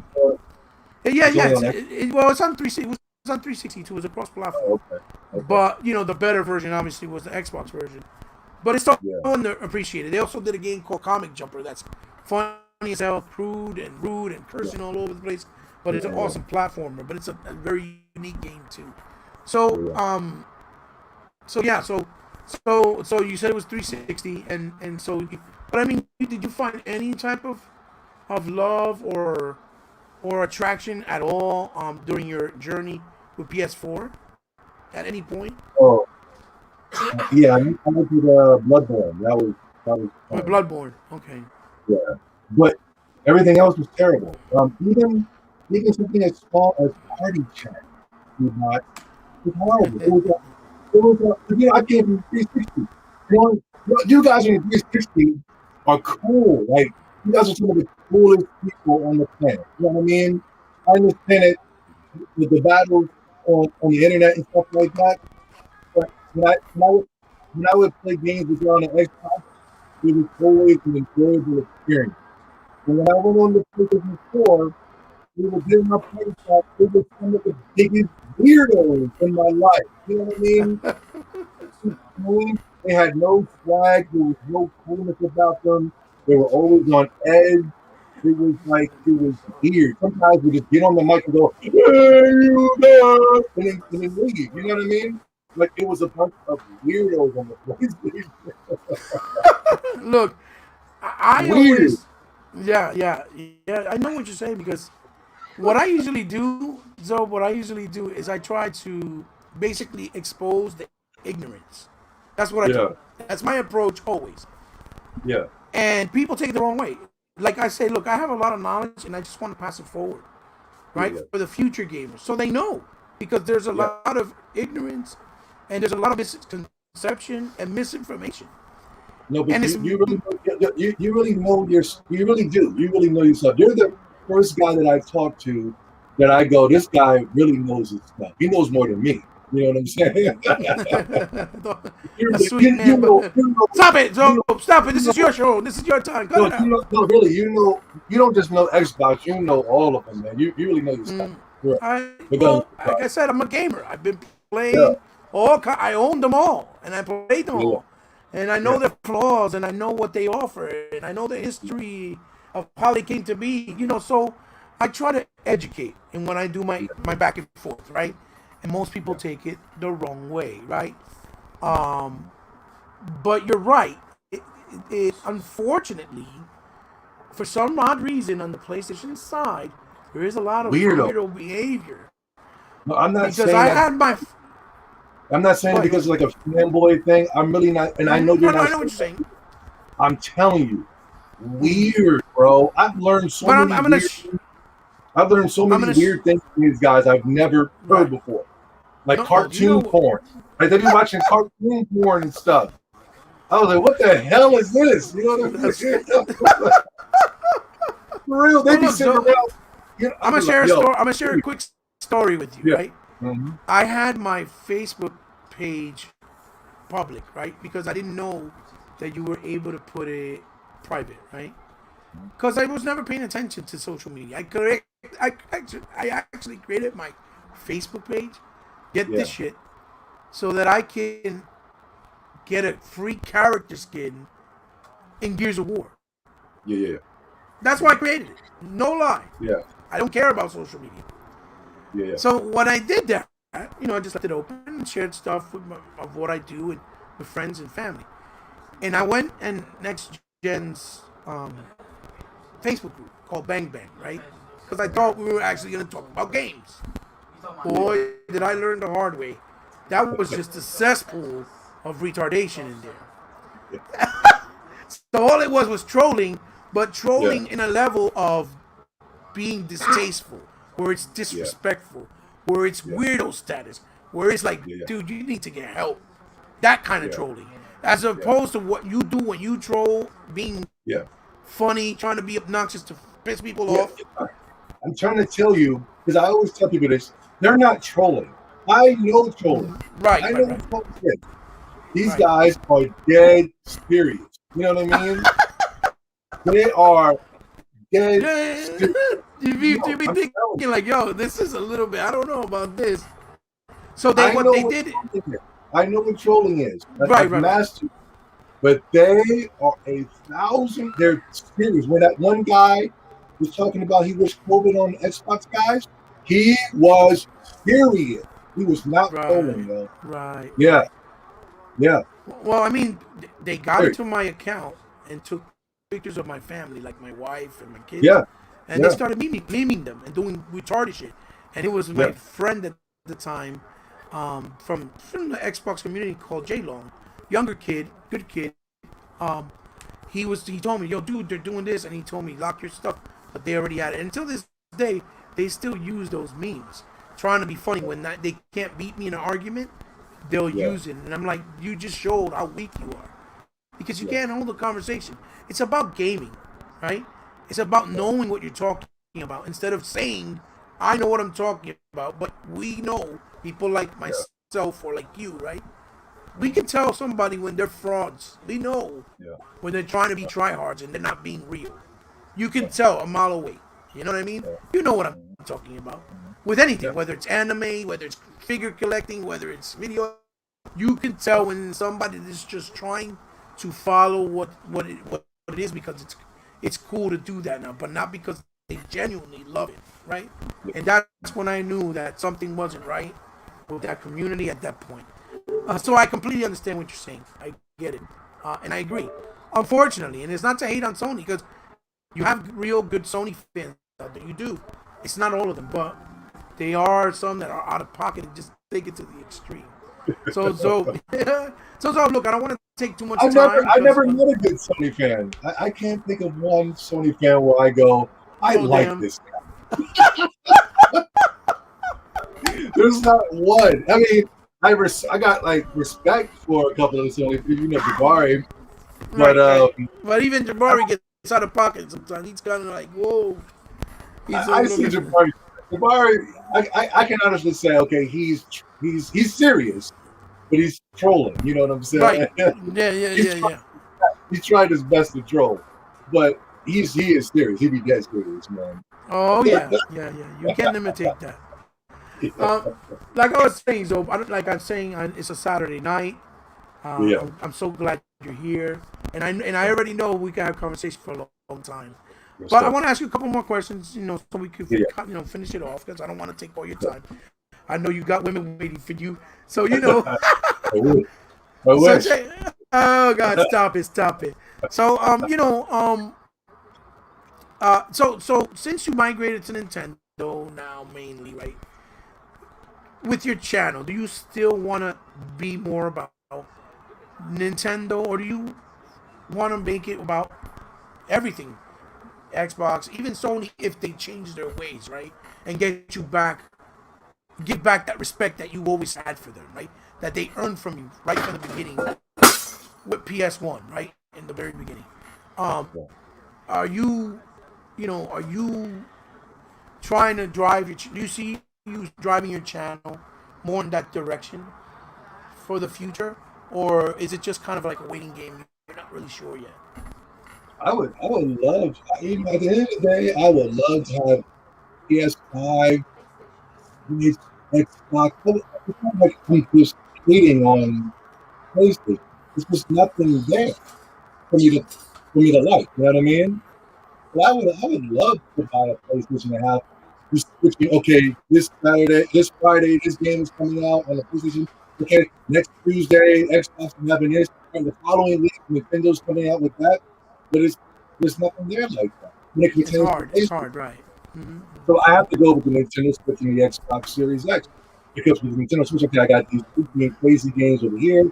Xbox, okay, I'm gonna be playing Avowed, I'm gonna be playing Elder Scrolls, I'm gonna be playing Game Pass, Halo Infinite, Gears of War, Fable. You know what I mean?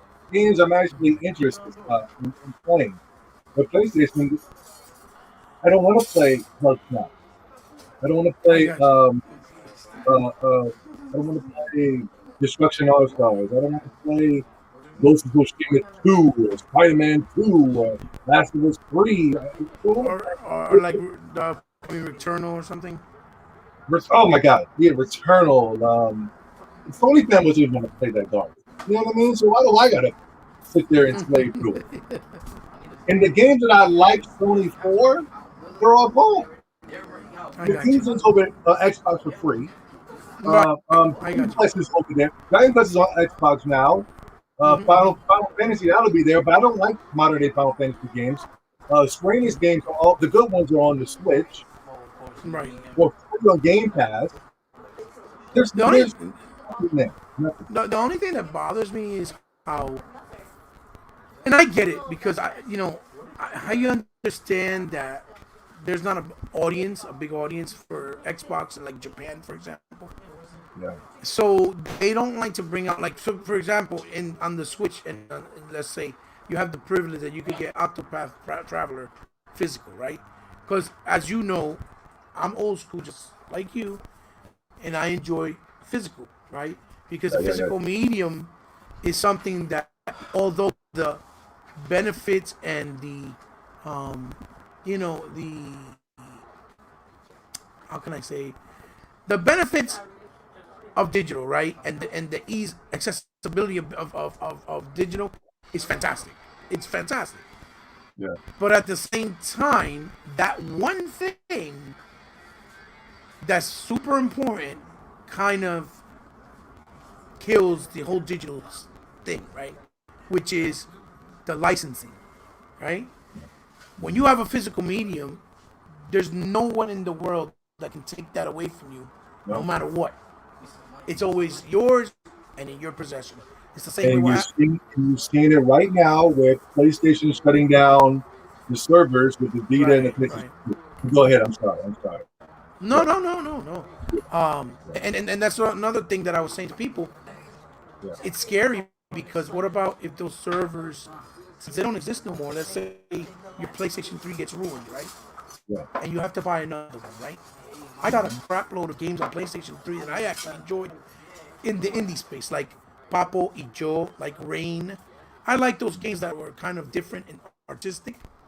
I didn't like Journey so much, but it was decent, right? But to give you an idea, right, a perspective, House of the Dead 4 only came out for PS3. Jesus Christ. Because I'm a House of the Dead fan, I'm a Sega fan. Railgun shooters, I just loved them. Yeah.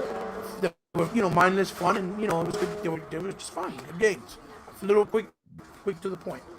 And the thing is that if it gets ruined and you gotta buy a new console, remember, you can't just transfer over your game files, right?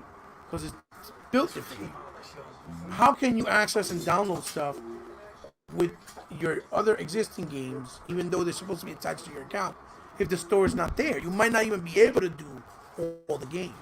No, So that's what they're saying. They're saying that you won't be able to get access to your games if something happens to your console or whatever. You won't be able to get access to your games that you already own. Right. They're So saying that. that's why I say that ownership of physical, although physical medium is what people consider a dying breed, right? Yeah. It is still enough room and space and logic to continue having physical medium and preserve it, because no one can ever take medium that's physical away from you, ever. You can't get Forza Horizon 1 anymore on Xbox, for example, right? But I have the physical copy and it's back compatible. I just throw it in and it works. I don't need online. I don't need anything, and it upgrades it with the power of the console, and it works great. And it's an amazing racer, right? A really fun racer, and that's why I tell people that you have to respect the physical medium space, because, like I said, although digital has all that positive things for it, like ease of accessibility, saving space, so you don't have to pile up stuff like you have there in your background, all the games, or having the ability to just move it and take it with you on a hard drive, and you go to another. So I'll go to Zobe's house and it's right there. Boom, bam. Thank you, ma'am. It's right there. Even though all those things are very, very appealing, once those licenses get deterred and you can't access them no more because they don't want to renew them, or they want more money and they don't want to make new contract deals, that's where the danger comes in, where you paid for something that you can't even access no more. You know what I mean? So that's why I've never been 1,100% in favor of just digital. I understand why people like it, but I also understand with people like you and myself that we respect and love the physical medium, because it's a necessary evil, basically. At this point, you don't own your games, and they're trying to take that away from people by saying, "Oh, look how convenient this is. This is just so convenient." And I'm seeing it in everyday life, and I'm like, you know what? I kind of want to work hard. I want to work hard. I want to go through the hustle sometimes. You know what I'm saying? Yeah, exactly. Right. That's why I don't like those online only games where you need online all the time. Even for the campaign. Yeah. Because once they turn off the servers, it's a broken disc. It's an empty disc. It doesn't work. What's the point? I pay money and I can't access and play. No, you're crazy. No. I don't like that either. I don't like that subject. Will always be my thing. Only way I will go digital is if I see that there's a game that it's hard to find. I mean, it might be expensive for physical, right? And they have it sale for like $9.99. Right. Well, it's like the game on PS3. They have a classic that was on PS1 that never really made it out to the States, called Gaia Seed, right? It's called Gaia Seed. GAIA, right? Gaia Seed. Awesome shooter, right? There's $400 in the market, though, because it was made limited. It's hard to find. They have it on sale for $5.99. I had to buy it. I bought it because I want to access it. I don't want to I don't want to pay $400 for it. You're crazy. That's retarded. Yeah. And people don't understand that the reason why it's expensive is because it's out of print.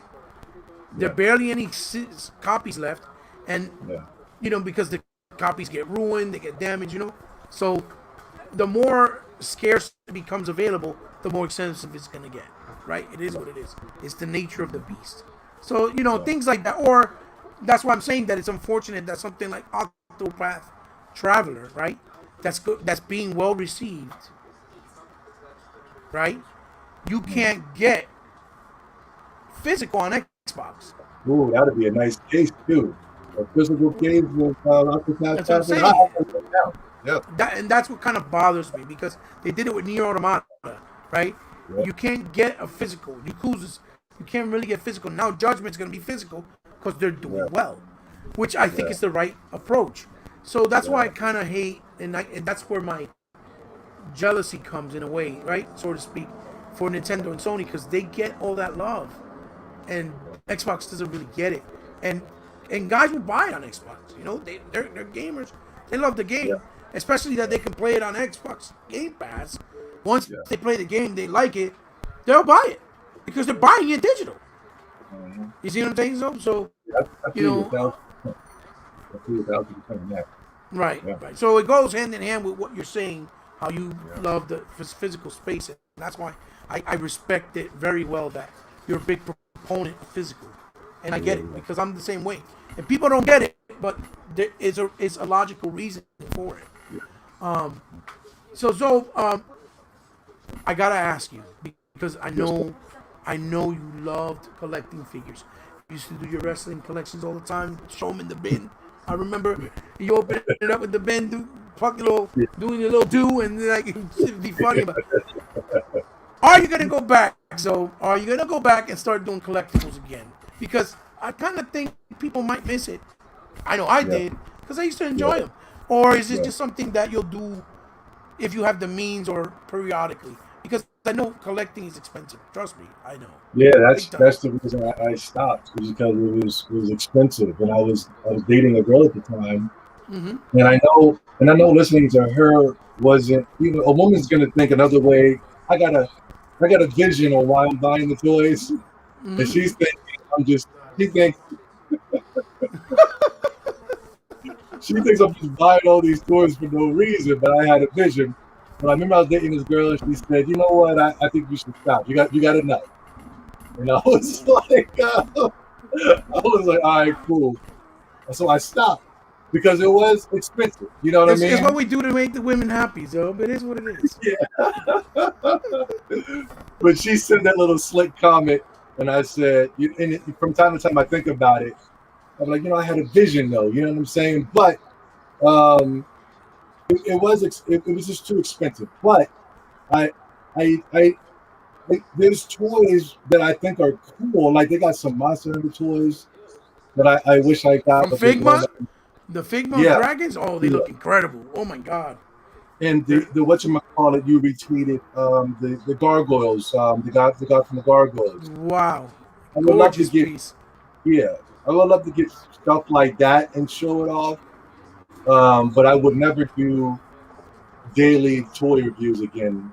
Not like that, no. But if I got something rare and cool, then I would do that. You know what I'm saying? Okay, so it's not Um, off the table at least. Good. yeah, Well, yeah, I think people would like to see you do that, even if it's time yeah, to time, because they were fun, and you know the stuff and you enjoy it.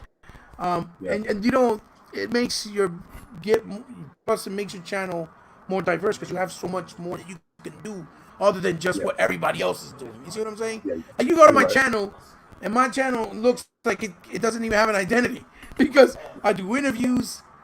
Yeah, I do gaming stuff. I do streaming. I do figure reviews. I do movie reviews. I do everything. yeah, But it's because it's all part of what I like. It's all part of me. So I yeah, enjoy it, you know. And I'll do stuff even like when we had 4th of July 2 years back.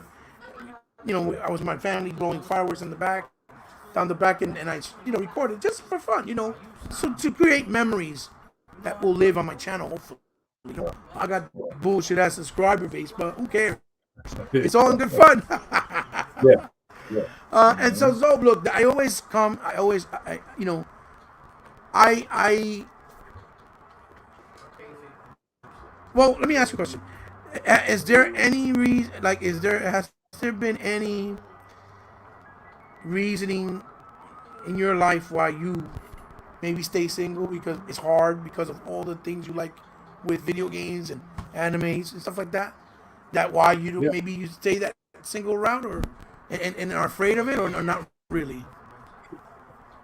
Well, the ladies, I love them to death, but I, the way that I am on YouTube, I guess it's kind of with the women. I'm not very patient, I guess. So you look like you're holding back. You look like you're holding back. I love the ladies. I love women. I love I got everything you. about women. I love the speak of them. I like the smell of a woman, the fact that you smell good. I love the look of a good looking woman. It's just that the personality would turn me off. I got And you. a lot of my relationships that I've got into, it'll be like the first date and we're fighting. You know what I mean? Because I feel like I'm the ultimate masculine man, you know?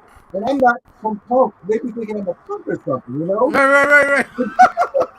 But it would, the thing that was wild is that we'll be fighting, but we'll fight all the way to the bedroom. So I Got would, you. And that's all that matters at the end of the day. yeah. So, and But like, don't get it when, twisted, because you see me like this, I'm some punk ass. yeah, You know what I mean? yeah. No. But the thing is, I guess, whatever they had, and I get it, whatever journey they had out there with another man, they kind of bring that to you. So they expect that from you. But I think once they figure out that I'm different, then Different. that's when the attitude changed. But guess what? I've been through so much bull crap with you. I'm done. You know, I'm I ready to got you. move on.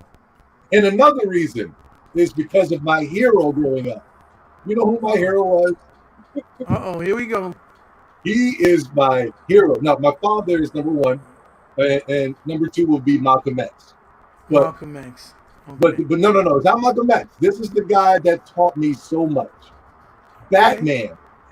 Batman. Batman? Batman from the Batman animated series. He Suave taught as me they not, come.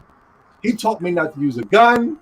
He taught me that you never seen you seen Bruce Wayne. You saw Bruce Wayne with chicks, but you never seen chicks down in the Batcave.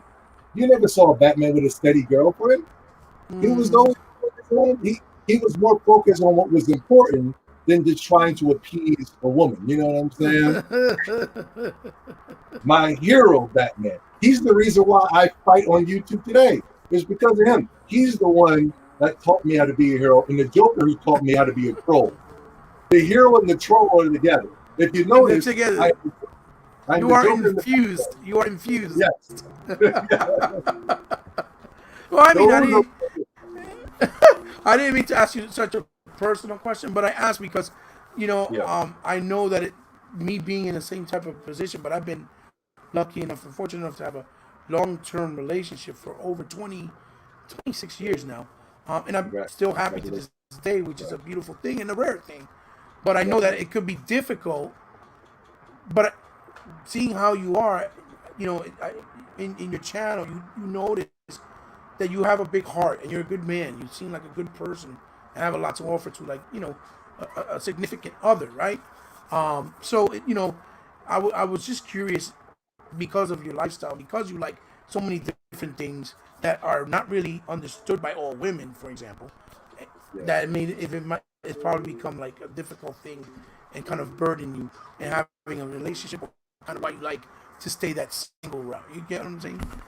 Yeah, Not to get personal. I had a girl that teased me for having toys. They were laughing for that. Like, you Thing. got toys? They had more of a problem with the video games. The video games was always a problem with them. And I would respect that too. I would never be like, no, man, forget that. You know, if they didn't want to, if they wanted their time, they would get their time. But I remember a lot of girls would have problems with video games. And that's Right. cool. I understand. You know what I mean? Girls like a lot of attention, and I understand.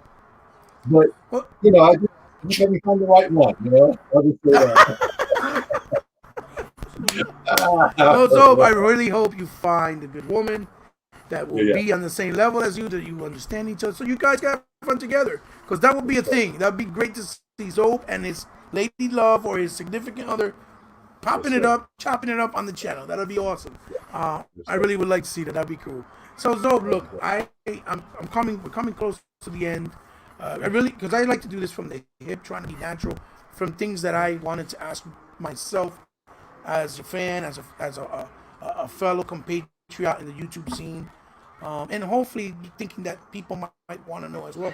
I always do a segment towards the end where I ask a question to everybody about what is one of those games that you played in your life that is a absolute hidden gem in your opinion that you never really see a lot of people talk about, that maybe they never played, they still don't talk about it today, that you remember fondly, even if it was trash to a lot of people, but for you, it was a gem, right?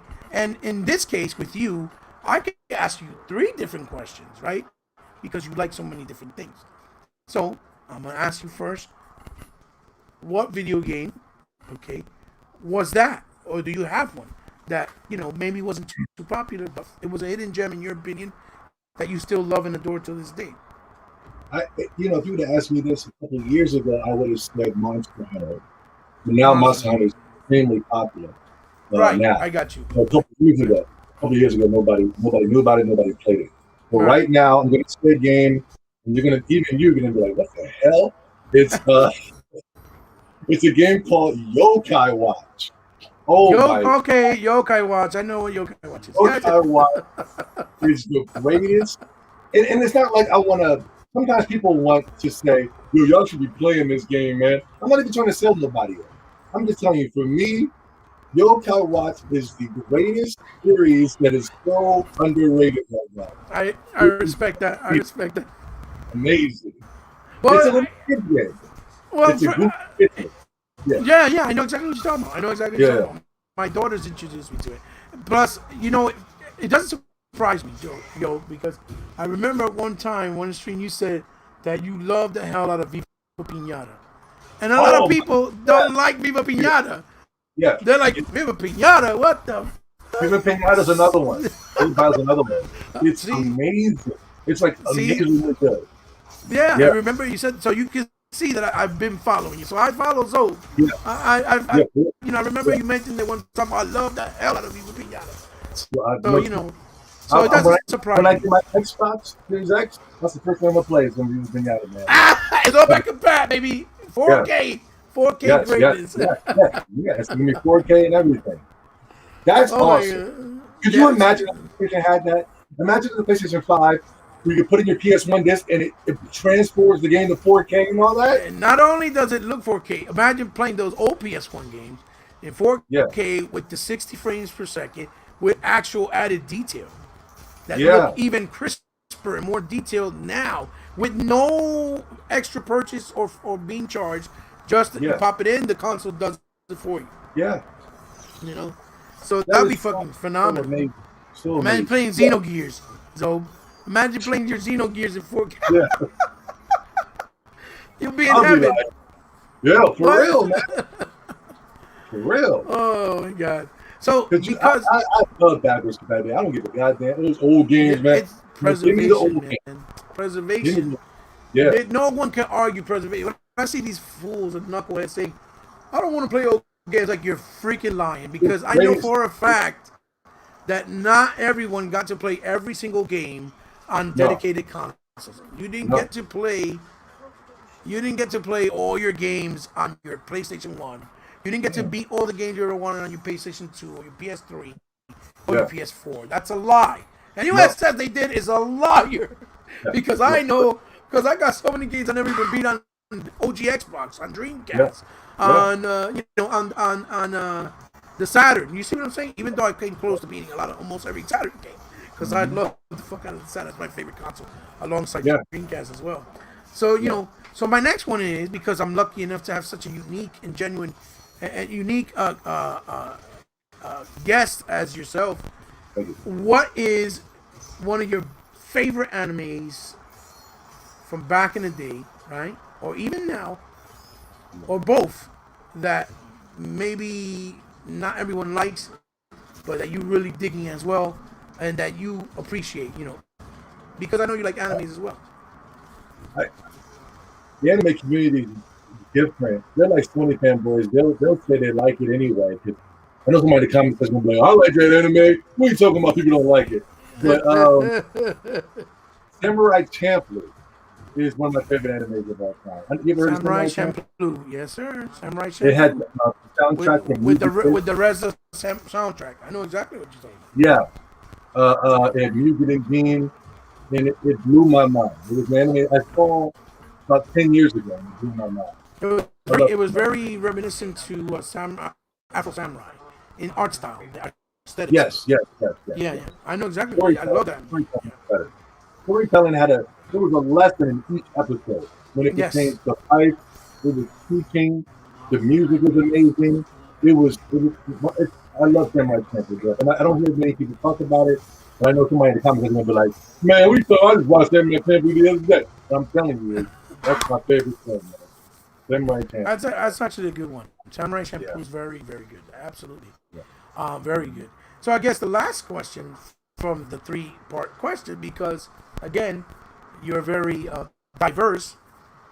What is your most favorite toy line right now, or from back in the day? Well, you said Ninja Turtles, but something that was other than Ninja Turtles, I guess, that you really appreciated, that maybe others didn't, and that you either wish they come back now, or that you didn't know a lot of people liked back then, that Zobe appreciated, Zobe liked. Oh, that's a good question.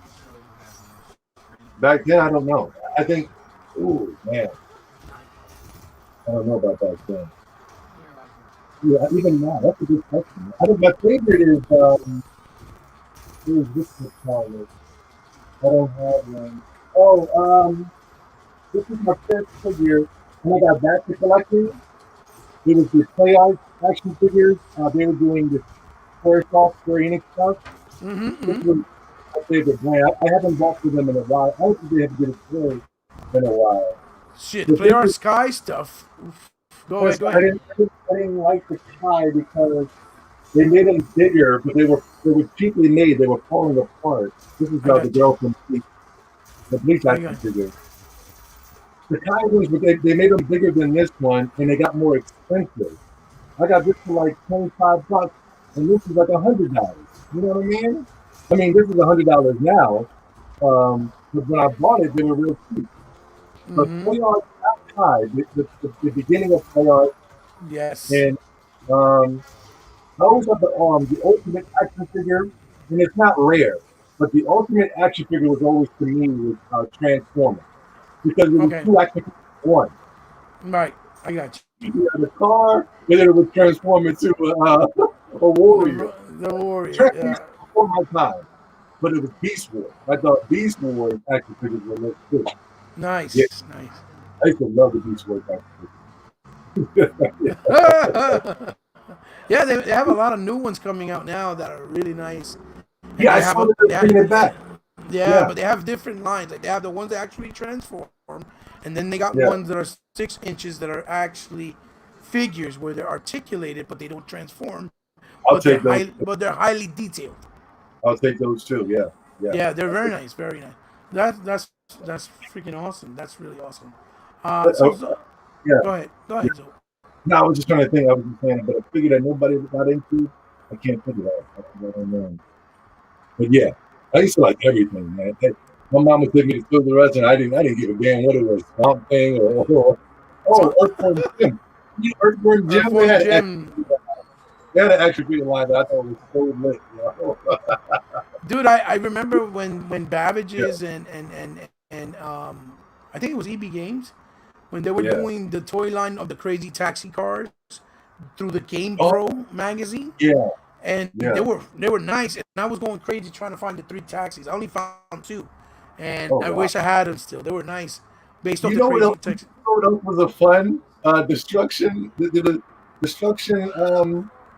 They were like this. They were toys that can explode on impact. Oh, the dummies, crash dummies. Yeah, the crash dummies. Yeah. I know what you're talking about. Yeah. They would have the car. And they got a vehicle and it was just the parts are flying. Yeah, they even had a cartoon, for Christ's sakes. Yeah. Yo, those were dope, man. Yeah. They were nice toys. They were fun. They had that toyetic fun factor for kids. Absolutely. Yeah. For real, man. And I used to see the commercials and be like, yo, man, remember the toy commercials back in the day? I used to be like, oh my God, yo, commercial. Right. He was lit back in the day. God. That's great. Lit. Yeah. Hey, Zobe, I'm going to recommend to you to try to pre-order that NECA Gargoyle Goliath. Oh, yeah. You're not gonna regret it. Hell yeah. It's very, very well made, and there's price point. It's the price point. You can't beat the price point. Like $30 bucks. They're like it's like $31.99 with shipping, probably close to $40. But when you get that figure in hand, and you see the quality, the paintwork, the sculpting, the articulation. The wings alone, the wingspan is like 18 inches from one side to the other. Ooh, It's wow. huge. So and NECA does beautiful work. I It's had a Carbo figure back in the day. I sold them at a flea market, but I had one long time ago as a kid. He was gotcha. one of my first toys too. Mhm. Right, I got you. Where'd you pre-order yours? Can I do I it on got, Amazon? I did pre-order it. I got it at Big Bad Toy Stores. Can I do it on Amazon if you don't know? Yeah, you can probably do it on Amazon. But Big Bad Toy Stores, they're pretty legit and very reliable, and a Okay, great customer service. Fantastic. okay, I could okay. recommend them to you with no hesitation. Very good customer service. You have any problems and issues, want to return it, they're very helpful. Very good. Very good experience is what I'm saying. So Zob, yeah, man. Listen, I can't thank you enough Thank you. No, thank you. for taking out your time on a Saturday evening, which I know you could have been just smashing on video games, having a great old time, and you Yeah, made time for this old misunderstood old fart ebot to come on my channel and grace me with your presence, with your kindness, with your sweet soul, because you just I really, like I said, you're such a good person, such a nice guy, even though people don't really understand you. And I really hope that with this interview and basically us sitting back, shitting the hay, and just having a good time, having some digital drinks, that I achieved that goal. That people look at Zoe from this point forward and be like, I really like this dude. You know what I mean? I really like yeah. this guy. I really appreciate this guy more now because him sitting down with he bought and talking and and having a good time, just being us, and being yourself, can show that you deserve it, man. I think you really deserve the support more than what you get. I honestly do believe and feel that, brother. Thank you. Um, Thank I welcome you that you can come by again. We can do a revisit anytime, or even when I do Yeah. my Podcast? You said you do a podcast? yeah, I do a podcast. We got next. I don't do it all the time because again, my ailments, my scheduling. I have eight kids, my wife, my wife suffers from ailments like MS, and me myself, I have some really bad ailments that combined from lack of taking care of myself when I was younger, being stupid pretty much, and now you got to pay the price. But I'm trying to do it better, to stick around for a couple more years, hopefully, annoying people, pissing them off, Yeah. But like if I do a show, we just talk topics and games, and we just talk about Yeah, if you have a really podcast, everything. if you have a podcast, yeah, if you wanted to come on, just let me know. Oh I'll come man, on. thank you. Yeah, I'm glad to hear that. Yeah, I would love to have you on. Yeah, and you can be yourself. You don't have to be afraid of being yourself. And I generally do it with good people. I don't do it with weirdos or people that like to act different, be one way today and be different the next day. I don't do that. I don't Mhm. roll with people like that because I don't Yeah. appreciate it. I don't. I really don't. I don't like that. Mhm. I don't like hypocrisy. I think that if you're gonna be you, be real. Don't change for anybody. Regardless whether you agree or disagree, regardless if you have different views on life, politics, whatever, it doesn't matter. It's how Yeah. you treat people that should defy the relationship.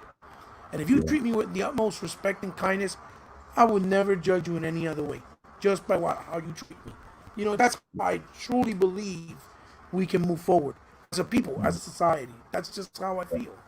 And some people just Mhm. don't see it that way. So you're Yeah. welcome anytime to my channel. You're welcome to rock out. If you ever want to play anything on the Nintendo, like co-op, I would love to play with you. Yeah. Even if you once you finally get your Xbox, we could reminisce and play something that you want to play. It doesn't matter, because I feel like I can learn from you, the same way I hope maybe you can learn from me, right?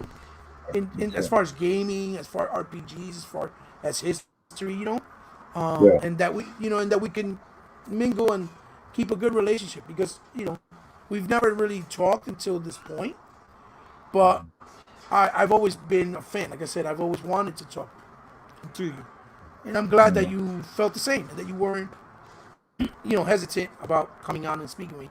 A lot of people think I'm this rude and crude person, and that I'm uneducated. I don't know how to present and carry myself when that's furthest from the truth, right? The same way that I see in you, you're just a class act in my humble opinion. Thank you. So, Thank you so much. thanks again for being here, Zoe. So I usually do my final thoughts, and so I'm gonna do it now. And then I'll try to.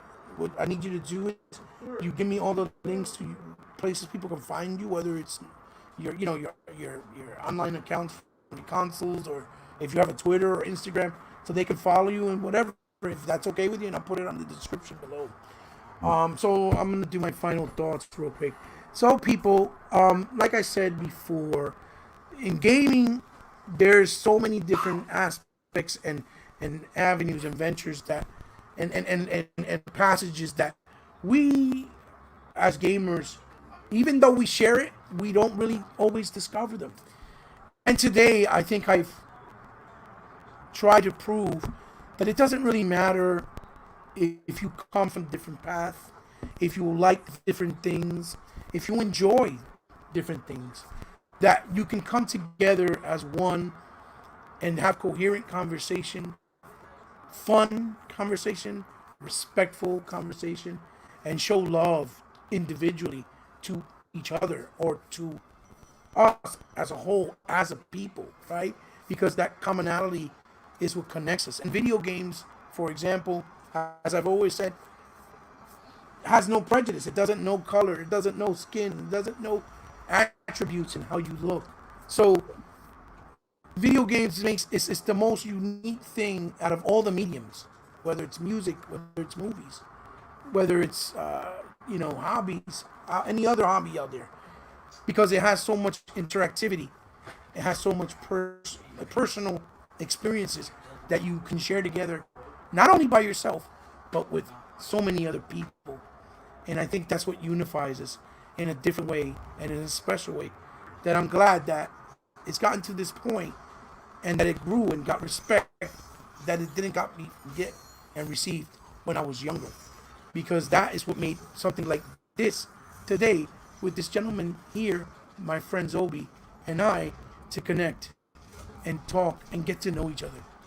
So, guys, keep it about gaming. Be kind to each other. Be respectful. And you can see and learn from me and Zobe that it doesn't matter if we don't share the same console love or the same anime love. We can be one, and we can show that growth comes from within as we help each other, and we can push each other forward to help each other instead of pushing away and being weird. Like Zobe so elegantly put it. I'm Guys, a weirdo. a good weirdo. Zobe, have a great night, my brother. God bless Thank you. in everything. God bless. I hope this is one of many. And guys, Yes. this is your host, Hebot, signing off. We got next xbotians. Let's talk podchat. It's been an absolute pleasure. I had a fantastic time with my great friend and comrade and guest, Zobe70. Until the next one, guys. Bye-bye.